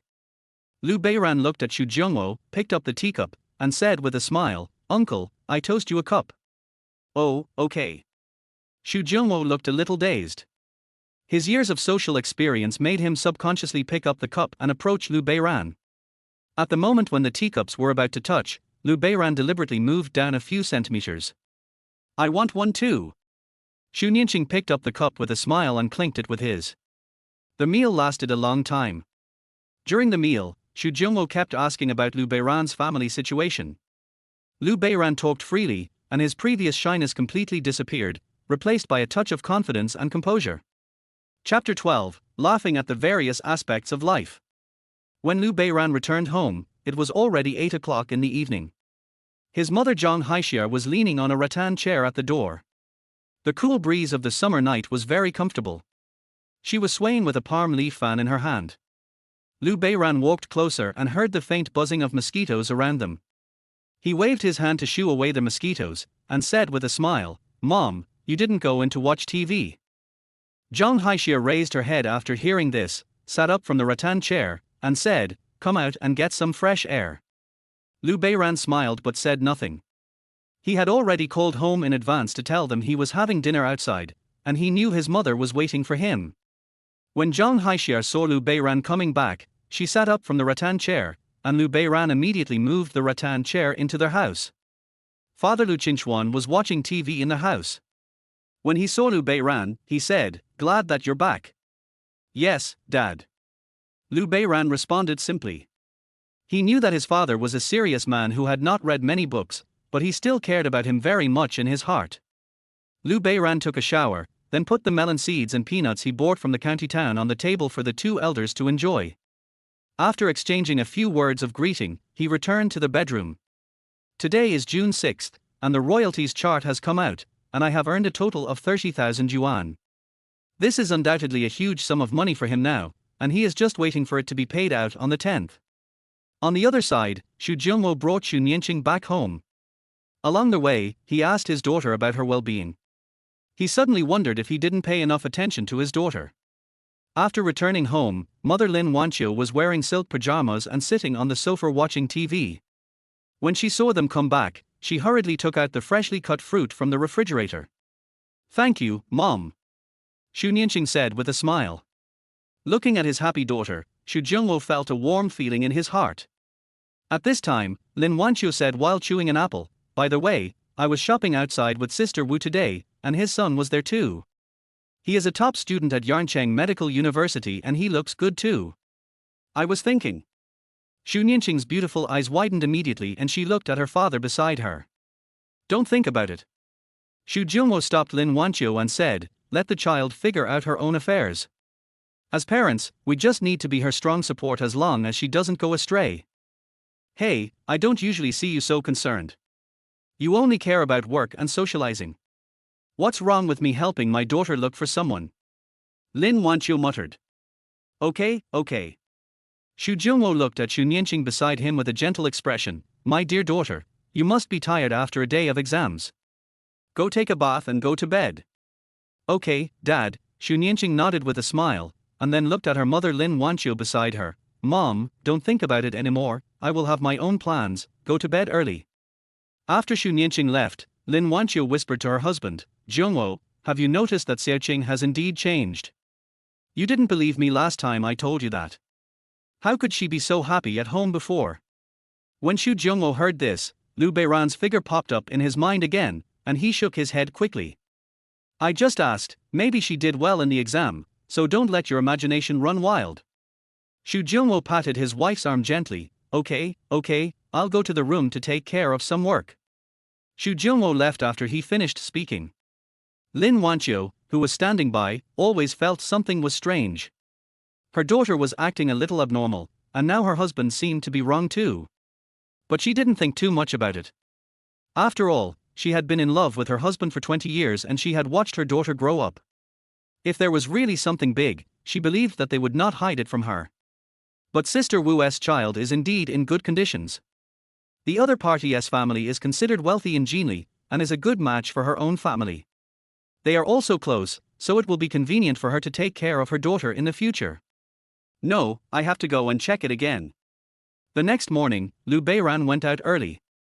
It was slightly bright at this time, and there were still some stars in the night sky at dawn, which set off Liu Beiran's young and strong figure, giving a feeling that the stars did not care about the travelers. On the bus to Jinli County, he opened QQ and sent a message to Xu Nianqing. "Little lazy pig, wake up." Soon, Xu Nianqing replied. I got up early, pighead. Lu Beiran, kiss Xu Nianqing, so disgusting. Xu Nianqing got up and washed. Her parents also got up at this time. Lin Wanqiu looked at Xu Nianqing with a smile on her face, but she was still confused. After Xu Zhongwo finished washing up, he took Xu Nianqing downstairs. Lin Wanqiu told them to be careful and went back to sleep. After going downstairs, Xu Zhongwo just drove his BMW 3 Series out of the community and saw a young man outside with 2 bags in his hands, looking in his direction with a smile. Damn! This kid! Xu Zhongwo reluctantly took his foot off the accelerator, drove the car to Lu Beiran's side, opened the window and motioned for him to get in. As soon as he got in the car, Lu Beiran handed one of the bags to Xu Zhongwo. Uncle, I bought you steamed buns. How did this boy know that I like to eat steamed buns? Xu Zhongwo was puzzled, then he looked at Xu Nianqing and suddenly understood. Thank you for your thoughtfulness, Beiran. Xu Zhongwo said with a smile, and then looked upstairs of the house. He felt relieved when he found that his wife was not looking there, and started the car to go to the number 1 middle school examination venue. He felt that he had to find an opportunity to talk to his wife. He knew his wife's character very well and there was no way she would accept Lu Beiran, a man from the countryside. Etc. Why do I think so? I don't plan to accept this guy.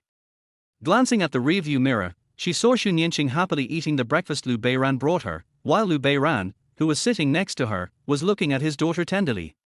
Well. After arriving at the examination room, Lu Beiran and Xu Nianqing said goodbye to Xu Zhongwo and went in together. Xu Zhongwo drove to the company as he had a lot of official business to deal with today. There were still many parents gathered outside the examination hall today, but their expressions were much calmer than yesterday. The candidates entered the hall in an orderly manner, ready to start the final battle. Relying on the knowledge in his mind, Lu Beiran did the test paper in an orderly manner. The questions were no different from his previous life, so it was not a problem for him to get into a business school. Soon, he finished the test paper and stopped writing. He looked around and saw many candidates who were so nervous that they were scratching their heads. He smiled, because he was once one of them. The weather is very good today. A golden sun is embedded in the blue sky. White clouds are floating in the clear sky like a lone sail on the blue sea. Until 5 o'clock in the afternoon, when the bell rang to signal the end of the college entrance examination, the examination room was quiet at first, then there was a slight commotion, and soon, bursts of cheers broke out. One by one, the candidates rushed out of the examination hall, feeling happy that the exams were over but also full of hope for the future. Then they stopped and looked at the campus where they had spent 3 years, a touch of sadness lingering in their hearts. 3 years have passed in a flash. Some classmates who used to quarrel with me on weekdays can no longer be seen together. So many students made plans to have dinner together tonight, or go to an internet cafe together and stay up all night, while some went home with their parents. Lu Beiran stood outside the examination room, looking at the various aspects of life in front of him. A faint smile appeared on his face. Chapter 13, Sadness Flows Backward. After Lu Beiran had a brief chat with Xu Nianqing, he returned home.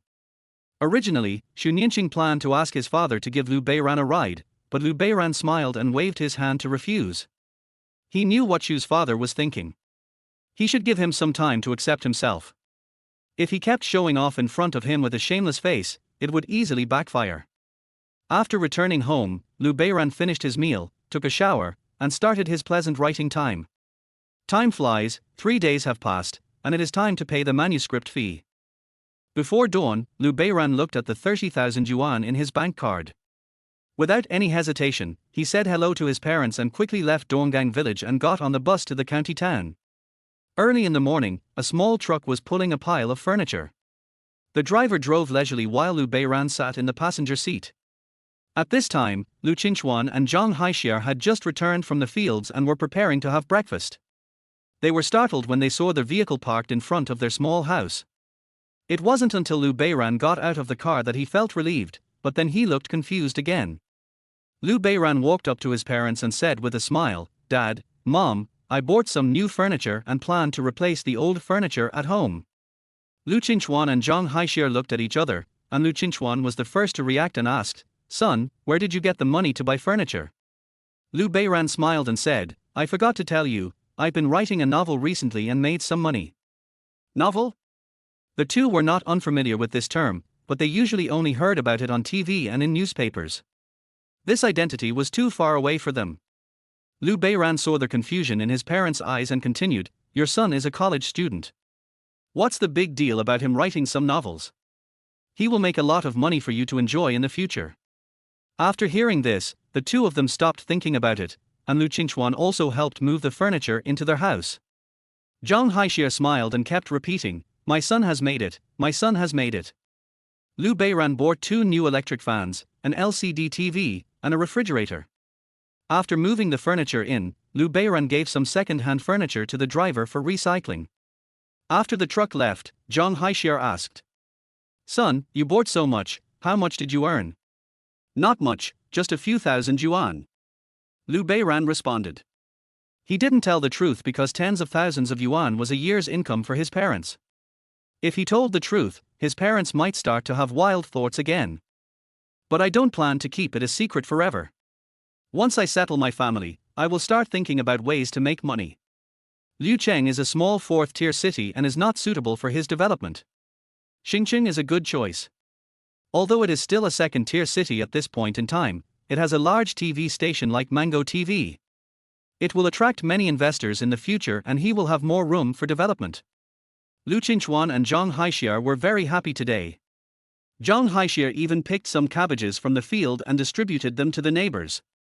While doing so, she told them that her son had made money by writing novels, her eyes full of pride. Qin Yu was sitting in a room in a residential complex in Liucheng. She was from Xingcheng and rented a house after coming to Liucheng to teach. At this time, she was sitting at the desk. Her bedroom was very tidy, but the teaching materials on the table were a little messy. Her eyes were red and swollen, as if she had just cried. She opened her cell phone and found a contact named Jin Xiang at the top of her QQ account. After hesitating for a while, she sent a message to the other party. "Why don't you reply to the message?" After sending the message, he threw his phone on the table, lowered his head, and his hair was disheveled. Ding! The cell phone rang. Qin Yu immediately raised her head and hurriedly picked up the phone. Due to her hasty movement, she accidentally knocked over the water cup beside her. Pure water spilled on the table, reflecting a sad face. Some of it spilled on her clothes, but Qin Yu didn't care at all, her eyes were fixed on her phone. "Jin Xiang, Xiaoye, I told you, I still love you." Qin Yu immediately began to type. "Who was the woman next to you before?" "Jin Xiang, I've already said that she and I are just friends. I'm not saying anything bad about you, but why are you always so suspicious? How can I get along with you in the future?" Qin Yu, har, do you really think I will believe it? "Jin Xiang, anyway, this is the truth. I can't help it if you don't believe me. Do you want me to dig out my heart for you to see?" After seeing the message, Qin Yu's hands trembled slightly. She slowly typed, "Let's break up," on the screen. Just as she was about to press the send button, her eyes closed and her teeth clenched. The information was then deleted. A faint sob could be heard from the room. Sunlight poured in from the window, refracting through the mist that had not yet completely dissipated, making Qin Yu's back look particularly lonely. Not long after, Qin Yu raised his head, his face calm, picked up his mobile phone and made a call. "Dad, are you okay?" "Don't worry, I'm fine." "Mom, don't work too hard and take care of yourself." Half an hour later, she left the room. Walking up the stairs, she began to recall the past. She and Jin Xiang were classmates when they were studying in Xingcheng. He had been pursuing her vigorously while they were in school, but she was focused on the postgraduate entrance examination at the time and had no intention of falling in love. But Jin Xiang's breakfast every morning and good night before bed still touched me. So we decided to try it together. She is quite traditional in her thinking, and the two of them have only held hands. Jin Xiang has hinted at her many times, but she has rejected them all. Some things can only be done after marriage. Gradually, she also fell in love with this man. She came to Liucheng No. 1 Middle School, while Jin Xiang continued to work in Xingcheng. The two were together less often than they were apart, but their contact was always easy. Last month, I bought a new suit and was about to give it to my boyfriend as a surprise when I saw a scene that I will never forget. At that moment, she felt like she was falling into an ice cellar. All the sounds around her disappeared. She did not disturb him, but hid aside, took out her cell phone and sent a message to ask what the other party was doing. When she received the message, "I'm at work, what's the matter?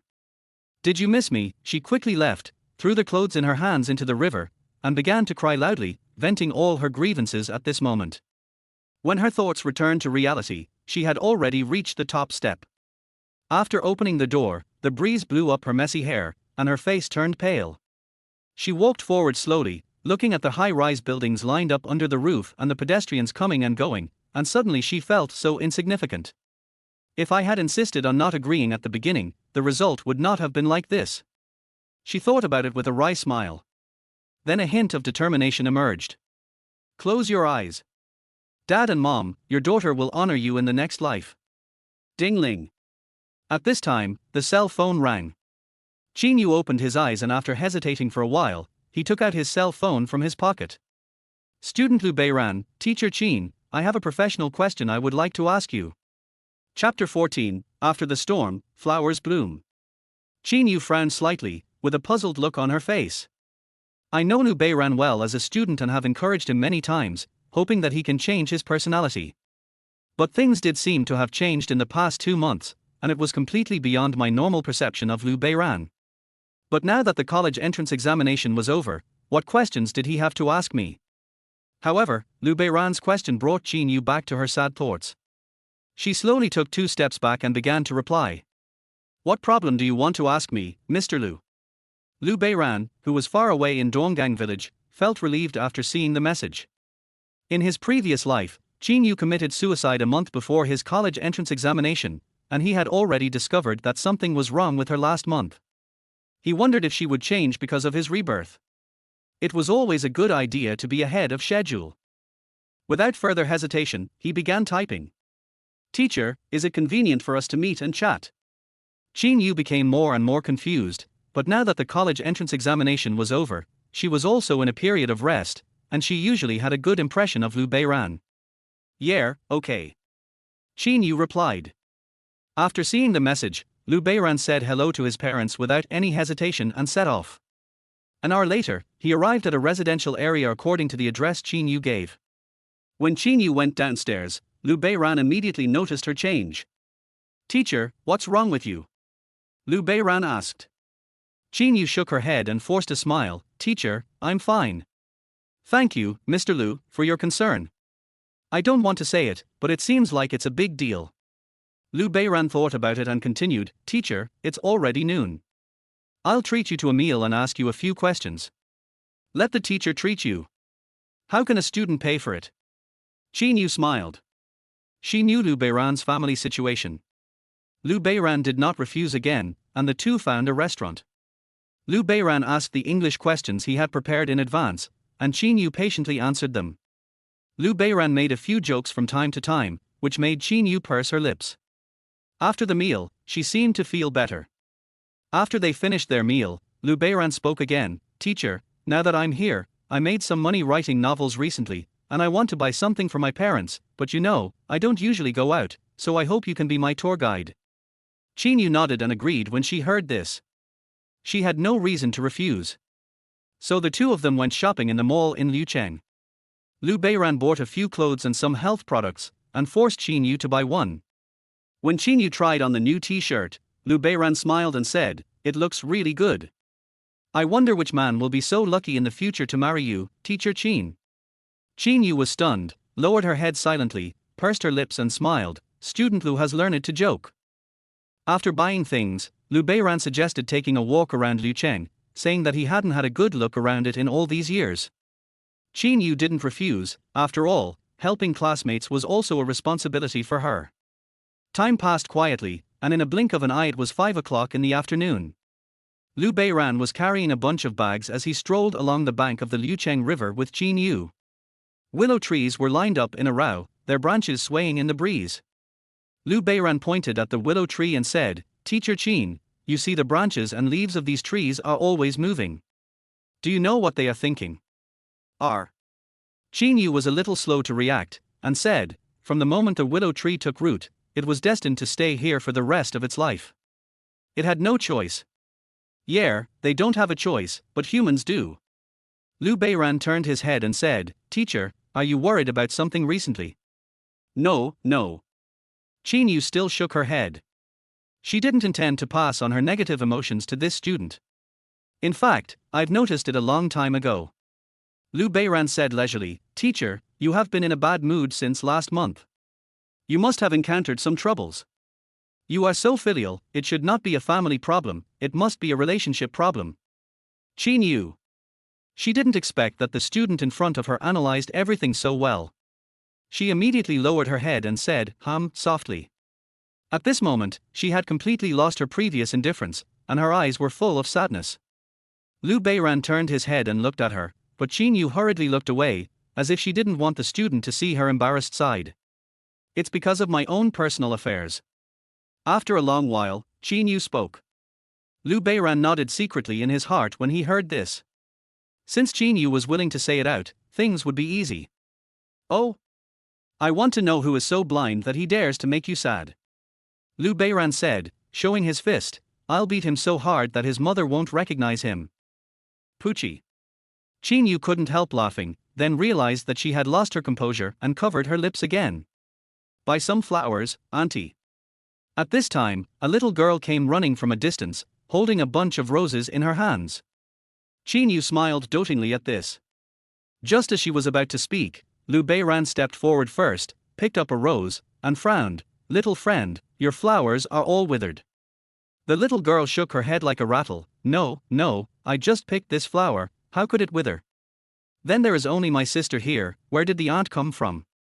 Liu Beiran asked with a smile. The little girl realized it and said immediately, yes, it's my sister, my beautiful sister. Liu Beiran touched the little girl's head and said, you are such a good kid. I want all your flowers. Go home early to eat. Your family is waiting for you. Thank you, brother. The little girl handed the flowers to Liu Beiran and left with a smile. Qin Yu looked at the little girl's back with a big smile on her face. Yes, my family is still waiting for me to go back for dinner. She suddenly felt that she hadn't been home for some time. When I came to my senses, a bouquet of roses was handed to me. Our classmate Liu, this. Qin Yu looked at the rose in front of her, a little nervous. Teacher, what are you thinking about? Liu Beiran raised the package in his hand and said, do you think I still have hands? Oh, okay. Qin Yu finally reacted and quickly took the rose. The faint fragrance of the flower wafted to her face, and Lin Yu felt more and more happy. Teacher, tell me about yourself. Liu Beiran put the package aside, leaned his arm on the railing by the river, and spoke lightly. The setting sun in the evening shone on the horizon, splashing up red clouds. The surface of the Liucheng River was constantly rolling with waves under the breeze, just like Qin Yu's mood, with ripples forming layer by layer. Qin Yu suddenly felt that the student in front of him seemed to have grown up. Good. Half an hour later, Liu Beiran nodded. Are you feeling better now? He asked. Well, thank you, Liu Beiran. Qin Yu smiled and said, if it weren't for you, maybe. There is no maybe. Liu Beiran interrupted Qin Yu and placed his hand on the rose in Lin Yu's hand. Since you have made a choice, you should live a good life. What happened before is in the past. People should always look forward. Yes, you are right. My parents are still waiting for me to take care of them in their old age. Qin Yu suddenly smiled. But then I felt regretful again. I almost left this world just now. Okay, teacher, I'm leaving now. Liu Beiran said. Well, I'll take you there. The two walked side by side until Liu Beiran got on the bus to Donggang village. Qin Yu then remembered something and hurriedly asked, Liu Beiran, your flowers. Teacher, she is yours now. Liu Beiran said, and suddenly shouted at the top of his voice.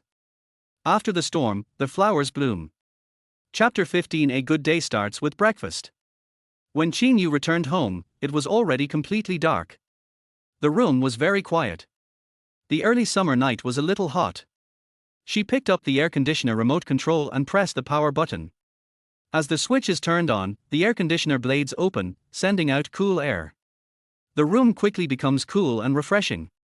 Qin Yu played Luo Daio's Story of Time on QQ Music, and then leaned back in his chair, looking relaxed, thinking about what Liu Beiran said to him before he left. Ding-ling. At this time, the cell phone rang. Qin Yu came back to his senses, picked up his phone and opened QQ. Jin Xiang, Xiao Yu, I've thought about it for a long time. I still love you. I was wrong this time, but you have to believe that even if I'm with her, you're still the one I think of in my heart. Qin Yu raised the corner of her mouth slightly and began to reply. Roll. After sending it, I pressed the delete key without any hesitation. Leaning back in her chair again, she felt extremely relaxed and happy like never before. When Liu Beiran returned home, it was already 7:30 in the evening. He had already called home in the car to tell them that they didn't need to wait for him for dinner, as he had already finished outside. But his parents were still surprised when they saw him carrying a lot of bags. Xiaoran, why are you buying so many things again? Your father and I don't need them, said Mother Zhang Haixiar. Liu Beiran smiled and said, Mom, you and my dad have been wearing those clothes for several years. It's time to change them. And this is the bird's nest I bought for you. It's good for your beauty. Then he picked up another bag. This is the monk fruit I bought for my dad. He loves smoking, and it can moisten his throat and clear his lungs. My son is thoughtful. Liu Qinchuan smiled, looking pleased. The two elders did not think about how much Liu Beiran would achieve in the future, they just hoped that he could live a good life. In fact, they had saved some money over the years, intending to use it for Liu Beiran's marriage. They were only proud that their son made money by writing novels, but they did not ask too many questions, let alone interfere with his son's thoughts, as long as he did not go astray. Liu Beiran was well aware of this. If he gave his parents money directly, they would definitely not take it. Even if they took it, they would save it for him. So it would be better to give him something substantial. Anyway, I had already bought it, so I couldn't return it, right? He returned to the bedroom and turned on his phone. Xu Nianqing had sent him a message 10 minutes ago. Pig, what are you doing? Liu Beiran replied with a smile. Thinking of you. Xu Nianqing, TSK, here you go again, I won't believe you. Liu Beiran, then you are also a cute ghost. Xu Nianqing, my mother cooked a large table of dishes for me today. Picture, what did you do today? Of course Liu Beiran couldn't tell the truth. If he told Xu Nianqing that he had spent the whole day with another woman just to help her walk from darkness to dawn, and finally gave her a bouquet of roses and said goodbye with a smile, that would be a big deal. He replied, I went to Liucheng today, had dinner with a friend, bought a lot of things for my parents, and talked about our ideals in life. Finally, I met a little girl selling flowers. I bought her flowers and hope she can go home soon. Picture. Liu Beiran had taken the photos of the flowers in advance. Although he had no other thoughts about Lin Yu, he couldn't lie to Xu Nianqing. After all, one lie requires a bunch of lies to cover it up. But how much to say depends on the situation. Xu Nianqing, wow, the flowers are so beautiful, are they still there now? Liu Beiran, do you want me to send you home, and then say to your aunt with a smile, I'm here to see your daughter? Xu Nianqing, no, not now. Xu Nianqing knew her mother's character very well. If she knew the relationship between Liu Beiran and herself, she would go straight to his house without saying a word. She didn't want to cause unnecessary trouble to Liu Beiran's parents, so she would put on her best attitude when they met next time. Liu Beiran, are you free tomorrow? Xu Nianqing, yes, but I'm going to Hangzhou for a trip with my parents the day after tomorrow, and I may not be back for half a month. Sad. Liu Beiran, it doesn't matter, no matter when and where we meet or part, as long as we have each other in our hearts, we won't be far away. Xu Nianqing, then see you tomorrow. Pig. The two chatted for a full hour. After Xu Nianqing went to take a shower, Liu Beiran took out a bag. When he opened it, he found his newly bought ASUS laptop and electrostatic capacitive mechanical keyboard. I have everything set up. There is no internet at home, so I can only use the mobile phone hotspot. However, typing does not use up too much data, so compared to the payment for the article, it is nothing. There are already over 600 comments in the comments section of my book, most of which are positive and urging for updates, but of course there are also some negative voices. Writing a novel is like this, you must have a good attitude. No work is perfect, and everyone has different tastes. You can't take everything into account, as long as the royalties are in place. Making money is not shameful. At this time, he also received a message from the editor, informing him that The Domineering Lady Falls in Love with Me will be on Singularity's bestseller recommendation next week. Bestseller is Singularity's top recommendation position, and it is not surprising that my book has reached the level of a masterpiece. I solved Lin Yu's problem today, flirted with Xu Nianqing for a while, and then received this news. What a beautiful day. Liu Beiran couldn't help but sigh, but he was still a little tired. Today, things happened one after another, and he felt like a master of time management. Then reward yourself with another 10,000 words. The next morning, Liu Beiran said hello to his parents and left home, going straight to the place where he had agreed to meet Xu Nianqing. He knew that it was not the right time to meet Xu Nianqing's mother, so he chose a place far away from her home. Xu Nianqing was also very happy, thinking that Liu Beiran had really become smarter and would consider himself. Today, Xu Nianqing still had her hair tied in a high ponytail, wearing a white t-shirt, blue jeans and white sneakers. When she saw Liu Bei, she smiled brightly and came towards him skipping. Well, you seem to be in good spirits today. Liu Beiran said with a smile. You're not bad either. Xu Nianqing snorted. The two of them first went to eat a bowl of genie beef noodles. Liu Beiran also ordered a portion of steamed dumplings. Xu Nianqing supported her chin and looked at Liu Beiran, who was swallowing a dumpling in one bite. Liu Beiran was not shy about it, and said while eating, as the saying goes, being able to eat is a blessing. Do you know why I can eat so much? It's a pig. Xu Nianqing responded immediately, turned around and burst out laughing. When he looked up again, a steamed bun was already placed next to his mouth. She opened her mouth and swallowed it in one gulp, imitating Liu Beiran's example. His eyes were full of tenderness. Chapter 16 Admission. After breakfast, the two walked on Jinli Street again. People around them looked at Liu Beiran with such a beautiful girl like Xu Nianqing, and couldn't help but show envy. The two went to the amusement park for some fun and then went to see a movie. Happy times are always short, and they reluctantly parted in the afternoon. After returning home, Liu Beiran exchanged a few words with his parents, took a shower, chatted with Xu Nianqing, and then started typing. The summer vacation is 2 months long, which is neither short nor long. Most students of this age are full of yearning for the wonderful college life and have not yet realized the importance of money. But for Liu Beiran, who has been struggling in society for more than 10 years in his previous life, he has already understood it well. He needs to earn enough money in these 2 months to have a place in college. The next day, Xu Nianqing went to Hangzhou with her parents, while Liu Beiran continued to write at home. As time went by, the performance of The Domineering Lady Falls in Love with Me continued to rise, and it had already reached the top 5 of the overall female frequency list. Many authors were shocked by this emerging dark horse and tried to imitate his subject matter. Liu Beiran didn't care about it. It was normal for online literature. Half a month later, Xu Nianqing came back from Hangzhou. The two had been in contact since then, but meeting each other still felt like a long-awaited reunion. Liu Beiran accompanied her to visit Jinli Forest Park. Liu Beiran was admitted to Xingqing Business College as he wished, while Xu Nianqing was admitted to Xiangnan University. The history of Xiangnan University is inherited from Yuelu Academy founded in 976 AD. Its predecessor was the Xiangnan Higher School established in 1903 by the restructuring of Yuelu Academy. It was named Provincial Xiangnan University in 1926. It is a double first-class university combining the National 985 project and the 211 project. Liu Beiran's business school pales in comparison. The two of them were actually not far away from each other, only about 10 kilometers away, and it would take less than an hour to get there by bus, but Xu Nianqing still felt a little regretful. She hoped to stay with Liu Beiran forever. Normally, she would often watch some campus TV dramas. She was particularly yearning for the love stories from school uniforms to wedding dresses. She would often think about the little moments they had spent together, and their future 3 meals and 4 seasons before going to bed at night. In the second month, Liu Beiran earned a total of 40,000 yuan in royalties. At that time, online literature was not that complicated and there were not a lot of miscellaneous topics. Liu Beiran used the advanced writing methods from his previous life and soon attracted a large number of readers.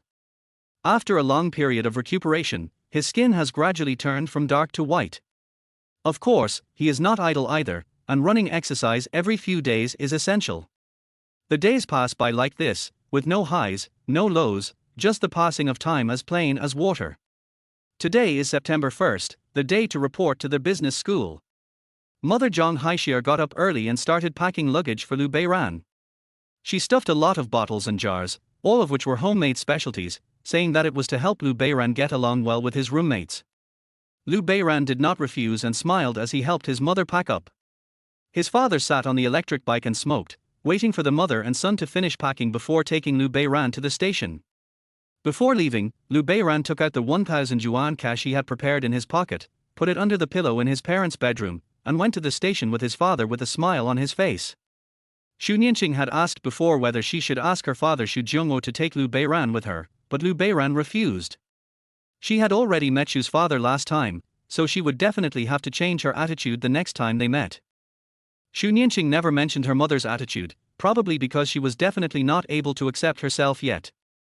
The fact that nothing else happened also showed that Xu's father had concealed the matter. Everything was developing in a good direction and it was not beyond his expectations. Sitting on the bus to Star City, it was the early autumn season of September. The bus was moving at a constant speed, and the surrounding scenery was shaking. The leaves on both sides of the street had turned yellow.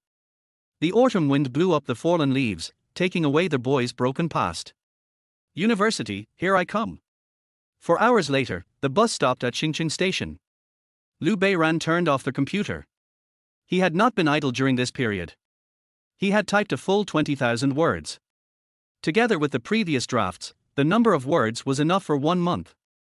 Although I did not go to college in my previous life, I knew some basic common sense that college was not that stressful and I had plenty of personal time. As soon as he got off the bus, Liu Beiran saw a bustling crowd of people. Most of them were college students going to the university town to report.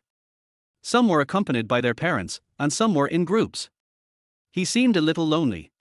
But now he doesn't care about it at all. His parents are in good health, his girlfriend is beautiful, and he has more than 60,000 yuan in savings. For a college student, he is already at the forefront. However, he dressed relatively low-key, with a refreshing short hair, and wore a t-shirt and jeans bought from a street stall. He also did not feel inferior among his peers who were wearing famous brands. There are many drivers soliciting passengers outside the station, speaking the local dialect, and they will offer their luggage as soon as you stop. Liu Beiran ignored him and found a taxi to go directly to the business school. Although he was not interested in those famous brands, he still wanted to live a comfortable life. An hour later, the taxi stopped in front of the business school. Liu Beiran paid and got off the bus. He took out the documents needed for admission procedures from his backpack, then swaggered into the school gate dragging his suitcase. There were many students in school uniforms waiting at the door. Some were holding small flags, some boys took the initiative to help the new girls carry their luggage, and some were shouting whether they wanted to join a certain club. Liu Beiran had previously applied for economics as his major. After completing the admission procedures with ease, he went straight to the dormitory building. The dormitory manager assigned him a dormitory, paid a deposit of 20 yuan, and then he got the key to dormitory 506. There was no elevator in the dormitory, so I had to climb up with my luggage by myself. Liu Beiran was in excellent physical condition, so this was not a difficult task for him. When he found dormitory 506 according to the house number, the door was already open. He must have had a roommate arrive early. When Liu Beiran entered the dormitory, he saw a classmate with dark skin and a shaved head. He was not handsome, but his facial features were regular. The dormitory is a 4-person room. The other person has already made his bed and is sitting at the table eating instant noodles. Hello. Liu Beiran smiled and waved at him. The classmate was a little slow to react. He hastily sipped his instant noodles, quickly stood up, lowered his head slightly, wanted to say something, but was too nervous to speak. This guy is exactly like me in my previous life. Liu Beiran thought about it and stretched out his hand to him. Hello, my name is Liu Beiran. The classmate rubbed his hands on his clothes before shaking hands with Liu Beiran. Hello, my name is Lin Jingyao. He stammered. Chapter 17, Blooming Like a Summer Flower. After a simple greeting, Liu Beiran began to make the bed, while Lin Jingyao continued to sit down and eat instant noodles, but he glanced at Liu Beiran from time to time. Because he was too nervous, his hands were shaking slightly while eating the instant noodles. After a while, another classmate came in. He was wearing a black suit, had a slicked back hair, a shoulder bag on his waist, and was carrying a small suitcase. As soon as he came in, he heard a cell phone ringing and he answered the call. Hey, I told you to just ask my secretary for small projects like this. Okay, that's it. Just send the file to my email. After hanging up the phone, he walked to an empty bunk and put his luggage in place. He then took out a pack of Furong Wang from his pocket, opened it, and handed it to Liu Beiran. Brother, have one. Liu Beiran was still making the bed. Hearing the sound, he turned around and took the cigarette. He said, "Thank you," then put it between his ears and turned back to continue making the bed. The boy then handed it to Lin Jingyao, who was sitting next to him. I don't smoke." Lin Jingyao waved his hand quickly. The boy curled his lips. At this time, Liu Beiran had already prepared himself. He first introduced himself and then waited for the other party to introduce himself. "Hello, my name is Chen Xiaofeng, and I'm from Yarncheng. Thank you for your guidance in the future." After saying that, Chen Xiaofeng also started packing his luggage. After a while, another boy came in. With blonde hair, wearing sunglasses and all branded clothes, he introduced himself to everyone as soon as he arrived, saying that his name was Jiang Yangbin, that he was a native of Xinchen, and that they could come to him if they had any problems here in the future. At this time, everyone in dormitory 506 had arrived. Liu Beiran observed a few people. Lin Jingyao was dressed in cheap clothes and had a withdrawn personality, so his family background should not be good. Chen Xiaofeng is dressed like a social elite and may have started a business. It is very polite of him to pass around cigarettes when they first meet, but of course it may also be that he is just trying to show off. Jiang Yangbin, on the other hand, gives off the vibe of a stupid son of a landlord. He should come from a well-off family, having grown up in a greenhouse, the type who has avoided the harsh treatment of society. After they introduced themselves to each other and made their beds, Chen Xiaofeng changed into casual clothes and said, "I suggest that we go to the cafeteria for a meal, see what the food at the business school is like, and deepen our relationship at the same time." Liu Beiran and Jiang Yangbin nodded in agreement, only Lin Jingyao lowered his head and said nothing. "What's wrong, brother?" Chen Xiaofeng asked. Lin Jingyao said with some embarrassment, "Why don't you guys go? I want to save some money." Jiang Yangbin immediately waved his hand. "Why do you need to pay? This meal is on me." Liu Beiran walked up to Lin Jingyao and patted him on the shoulder. "Jingyao, since Yangbin has said so, if you refuse again, it will be a disrespect to us brothers." "Well, all right then." A few people went downstairs and went to the cafeteria of the business school. There was an artificial lake inside the gate of the business school. The fountain in the center of the lake gushed out waves, reflecting colorful light under the sunlight. The surrounding areas are paved with cobblestone paths, which are winding and secluded. Students walk in groups and their laughter can be heard from time to time. Oh, the quality of girls in the business school is really good. It's worth it that I deliberately lowered my score to come here. Chen Xiaofeng looked at the classmates coming and going and nodded. Liu Beiran admired his pretending skills in his heart. His attire during this period was still quite intimidating. Jiang Yangbin pushed up his sunglasses, raised the corners of his mouth, and revealed a wicked smile. "It's true, but they will all be mine soon." As they were talking, they soon arrived at the cafeteria. As soon as they sat down, Chen Xiaofeng snapped his fingers. "Wit, menu." Jiang Yangbin was quite generous and ordered for meat dishes and 2 vegetable dishes. After the meal, they added each other on QQ. Jiang Yangbin suggested going to an internet cafe to play some games, and Chen Xiaofeng immediately became interested. Liu Beiran originally wanted to ask Lin Jingyao to go with him, but then he seemed to think of something.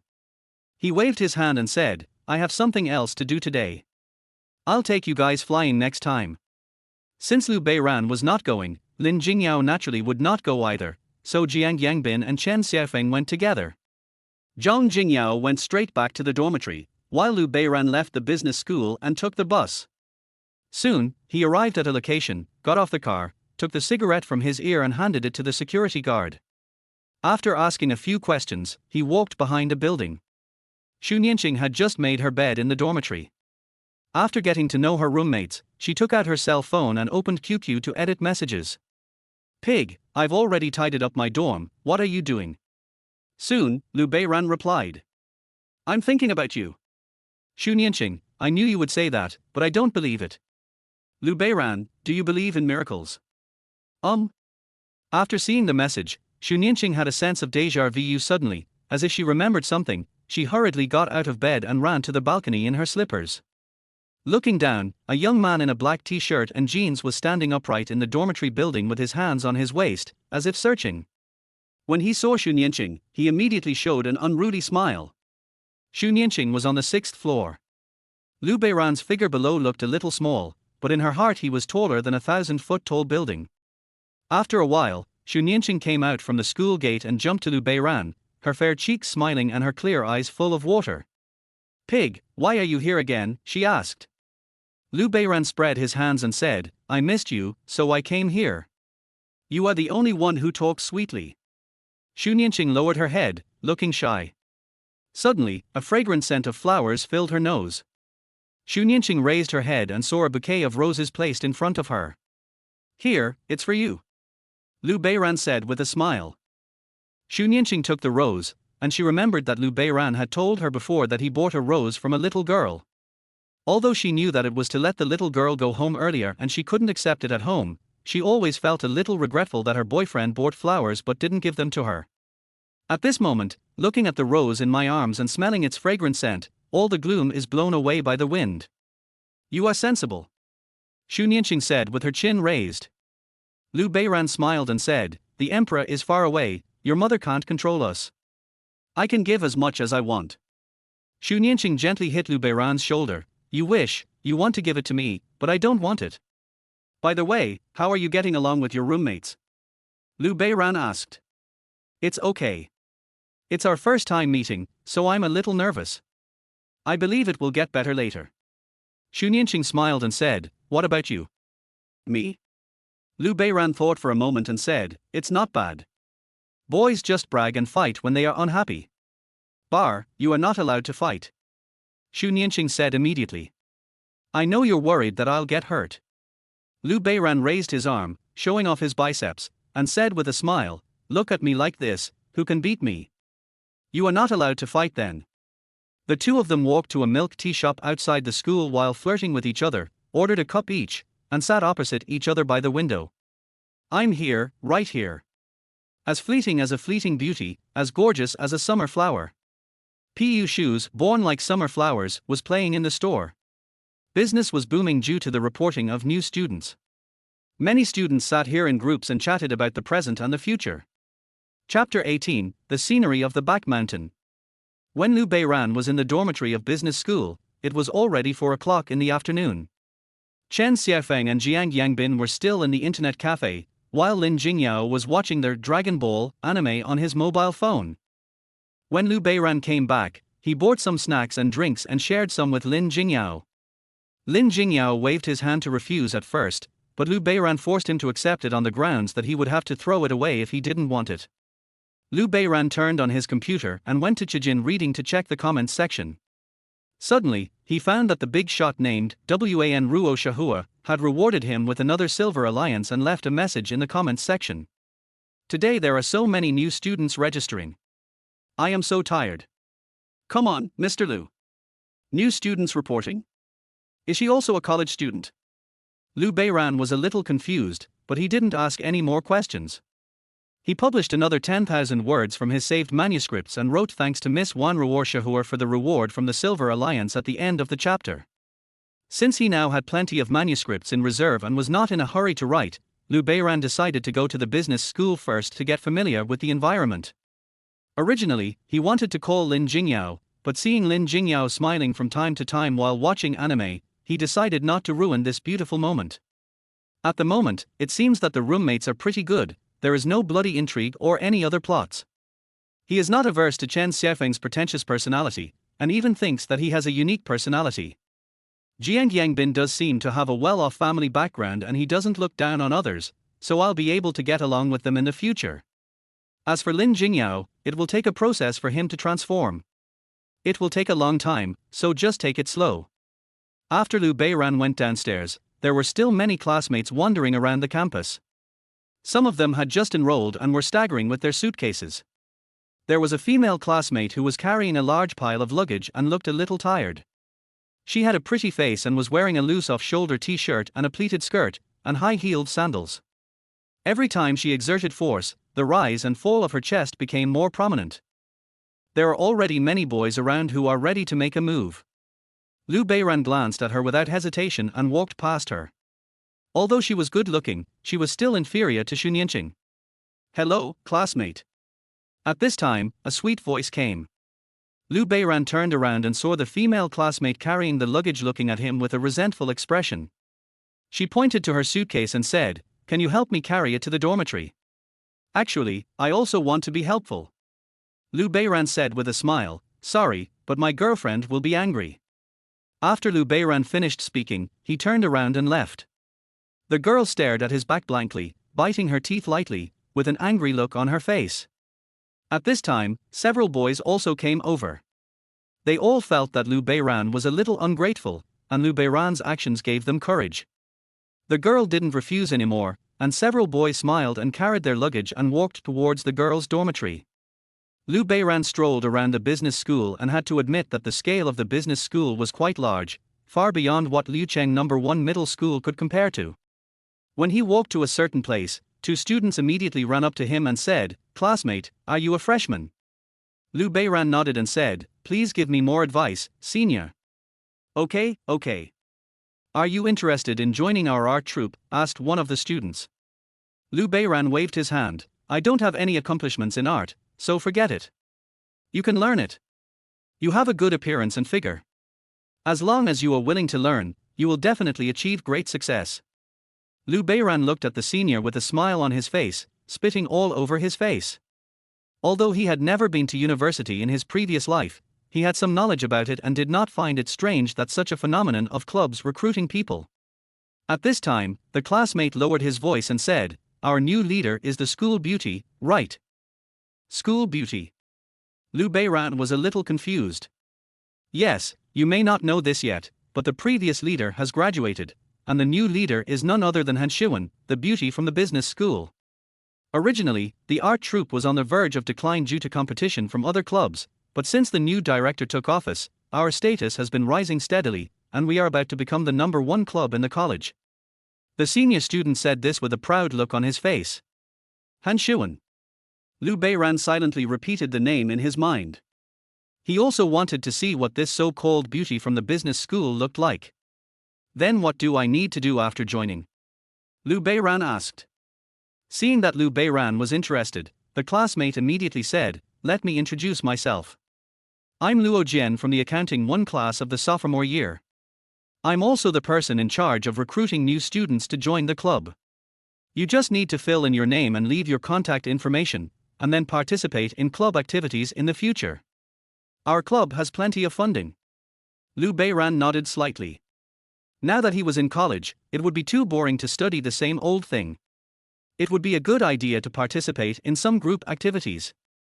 It would be a good opportunity to get to know more people, which would be beneficial to his future development. He first carefully read the information he needed to fill in to join the club. In fact, the information was very simple. It was just a form. He only needed to fill in his name, major, class, and contact information. After doing all this, he wandered around and unknowingly reached the back mountain. At this moment, some senior couples are here showing affection to each other. Some of them are kissing each other and their fingers are already touching each other's bodies. Liu Beiran walked gently to the entrance of the back mountain, found a secluded corner, and cleared his throat. "The teacher is here."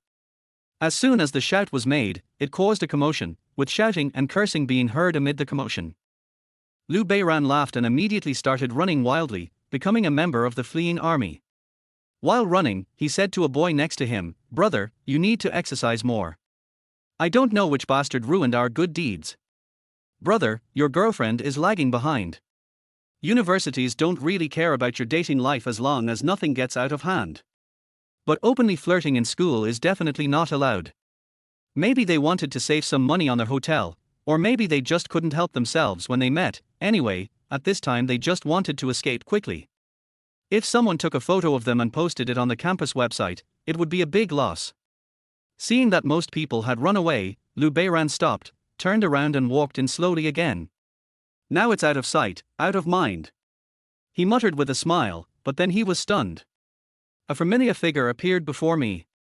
It was the freshman whom she had refused to help outside the school before. Now she was standing with her hands on her hips, glaring at her angrily. Okay, so you are so bad, said the girl. Lu Beiran shrugged, it's just a joke. Then why didn't you help me carry my luggage just now? The girl continued to ask. No, are you mistaken? Why should I help you? I don't like you. Lu Beiran was speechless. Chapter 19. Just because I looked at you more in the crowd. You? The girl was choked by Lu Beiran and was speechless. She just stared at Lu Beiran with sparkling eyes. Soon, a tear rolled down her cheek. Hey, why are you still crying? Lu Beiran felt helpless. This girl's psychological endurance was too poor. But if you think about it carefully, it can be understood.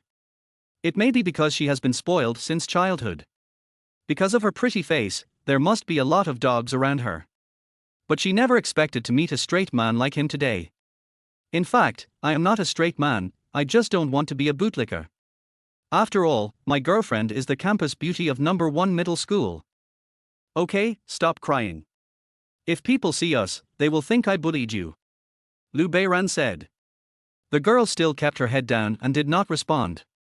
At this time, only Lu Beiran and she were left in the back mountain. The setting sun shone through the dense branches and leaves, casting mottled light and shadows on the ground. The gentle evening breeze caressed away the heat of the day and also brought out the long chirping of insects. Lu Beiran walked up to her and patted her shoulder. All right, we don't know each other. If I were a little more ruthless, I would just leave and leave you alone. It would be fine. The girl raised her head when she heard that, her tears stopped, but she still looked aggrieved. Lu Beiran also became interested at this time and asked, "What's your major?" "I won't tell you, bad guy." The girl snorted. Upon hearing this, Lu Beiran turned around and left. "Hey, wait a minute." The girl ran over again and asked, "Why did you leave? You don't even answer my questions. Am I going to stay here and blow the wind?" "Well, okay then." The girl curled her lips. "My name is Beiran Yao, from economics class 2, what about you?" Lu Beiran stopped immediately. "My goodness, if you are not from the same family, you won't enter the same door." He immediately straightened his clothes, coughed to clear his throat, and said seriously, "Student Beiran Yao, congratulations on passing the test." "Beiran Yao?" Lu Beiran continued, "In fact, I already knew your identity a long time ago. This was just a test I arranged. So far, it seems that you have performed well." "Test?" Beiran Yao curled her lips. "Yes." Lu Beiran took out his student ID card. "Look for yourself. I believe that with your intelligence, you don't need me to explain too much." Beiran Yao took Lu Beiran's student ID with a suspicious look on her face, looked at both the front and back, and then returned the student ID to him. "Is what you said true?" Lu Beiran shrugged. "Of course, do you think I'm a liar?" Beiran Yao then took a closer look at Lu Beiran. He was about 1.8 meters tall, a head taller than her, with regular features and good looks. He really did give off a harmless vibe. "Okay, I'll trust you for now." Beiran Yao said, "Then what are you going to do next?" "Actually, I'm a lazy person. I was only planning to pick one, but I didn't expect to meet you. You have to understand, classmate Beiran Yao, all encounters are not accidental." Lu Beiran responded calmly. "I plan to take you to the canteen to buy drinks after you pass the test.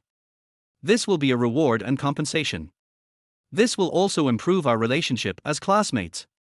After all, we are in the same class and will have to help each other in the future." Although Lu Beiran was not interested in Beiran Yao, they were classmates after all, and they would see each other every day in the future. Although they had only been together for a short time, he had already understood Beiran Yao's character.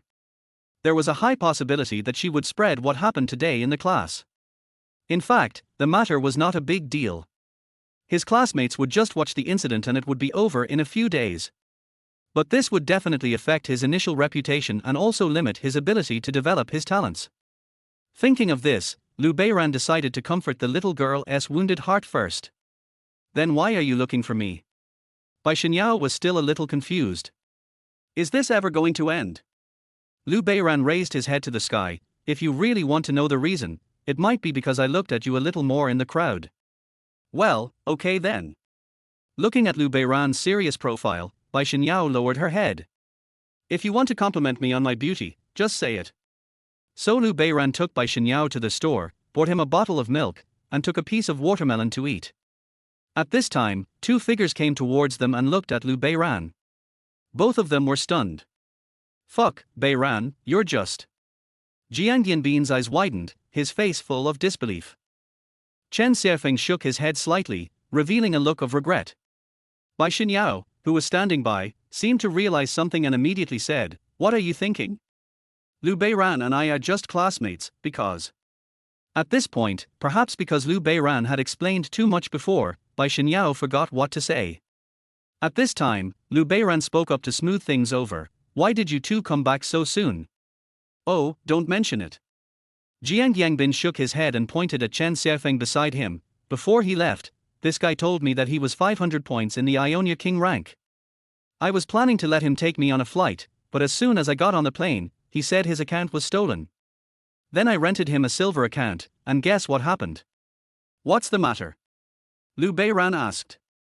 "But this guy can still go 0-8 when playing against a silver player.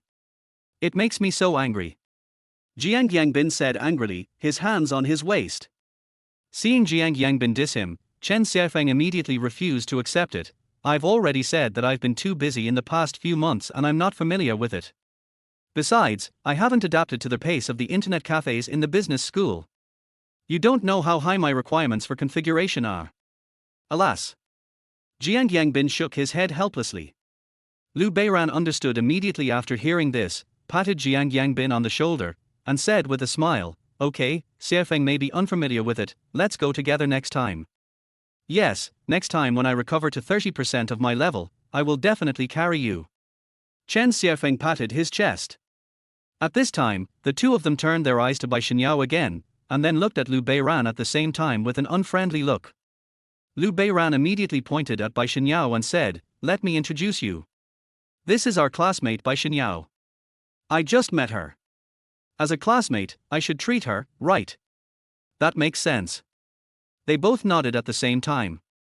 At this time, Chen Xiaofeng walked up to Bai Xinyao with a smile and said, "Hello, classmate Bai Xinyao, my name is Chen Xiaofeng, and my English name is Tom. You can always come to me if you have any difficulties in the future." Bai Xinyao looked at Beiran with a puzzled look. Beiran nodded, "Yes, that's right, my name is Jerry." "What a mess, are you two playing cat and mouse?"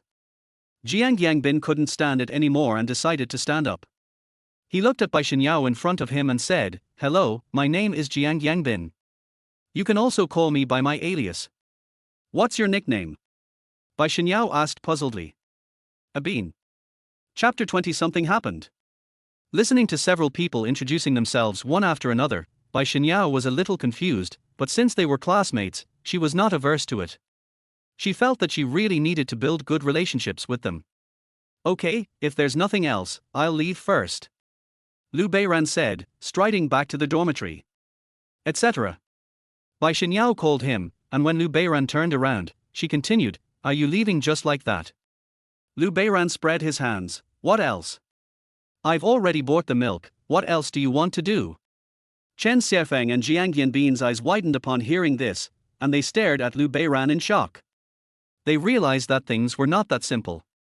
Bai Xinyao shook the milk in her hand. "Oh, I just wanted to thank you for treating me to milk." "Then just say thank you," Beiran said calmly. The matter had been resolved, and he didn't want to waste any more time. He might as well go back and write some drafts and deepen his relationship with Xun Yanqing. "Beiran, it's wrong for you to say that." At this time, Chen Xiaofeng stood up. "Please start your performance." Beiran gave him an opening speech in his mind. Ahem. Chen Xiaofeng cleared his throat and said, "I think that since we are classmates and will be together for 4 years, it is fate that we meet today." "Yes, that's right," Zhuang Zhou affirmed. Chen Xiaofeng continued, "In that case, let's just have a social gathering.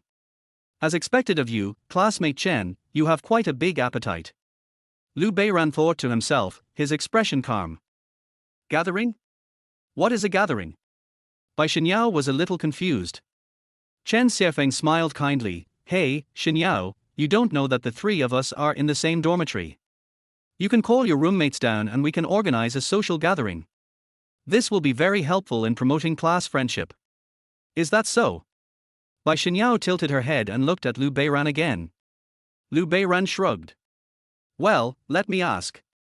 Bai Xinyao said as she took out her cell phone and started contacting her roommate.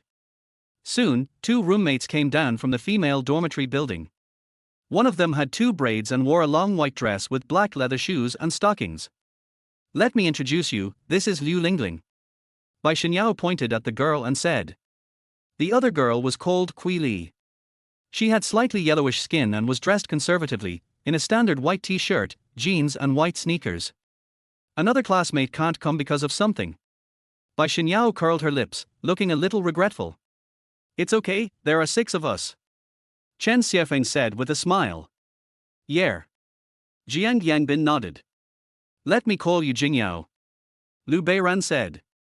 Chen Xiefeng shook his head slightly. Why not just forget it? This guy is a taciturn person, so it will be embarrassing later. Liu Beiran smiled and said, people have to grow up. We can't leave him behind as our roommate for the next 4 years. After saying that, he took out his cell phone and made a voice call directly. Hey, Jingyao, I'm surrounded in the store. 3 minutes later, Lin Jingyao came running over quickly, gasping for breath due to his fast pace. Beiran, are you okay? Lin Jingyao blurted out, then reacted, looked around, and felt something was wrong. Liu Beiran patted his shoulder and said, let's go to their social gathering. It was already 6 o'clock in the afternoon, and the early autumn night was still relatively comfortable. The sky was high and deep, like a glass bottle filled with blue ink, with a few diamond-like stars in the bottle, which was magnificent and moving. Although the business school is located in the far suburbs of Yuelu district in Xinjiang, it has attracted many investors due to the flow of students, so it is also prosperous. A few people found a food stall outside the business school and ordered a case of beer. Before the food was served, Chen Xiefeng had already started to prepare his opening remarks. After everyone introduced themselves, the food was served. Chen Xiefeng picked up his glass and said, come on, let's toast to friendship. Cheers. Everyone raised their glasses. Several girls can drink quite well, especially Kui Li, who comes from a fighting ethnic group in Inner Mongolia and grew up on the grassland. For her, beer is like drinking water. In addition to them, many classmates also had dinner here. It was the start of the school year and the crowds were huge.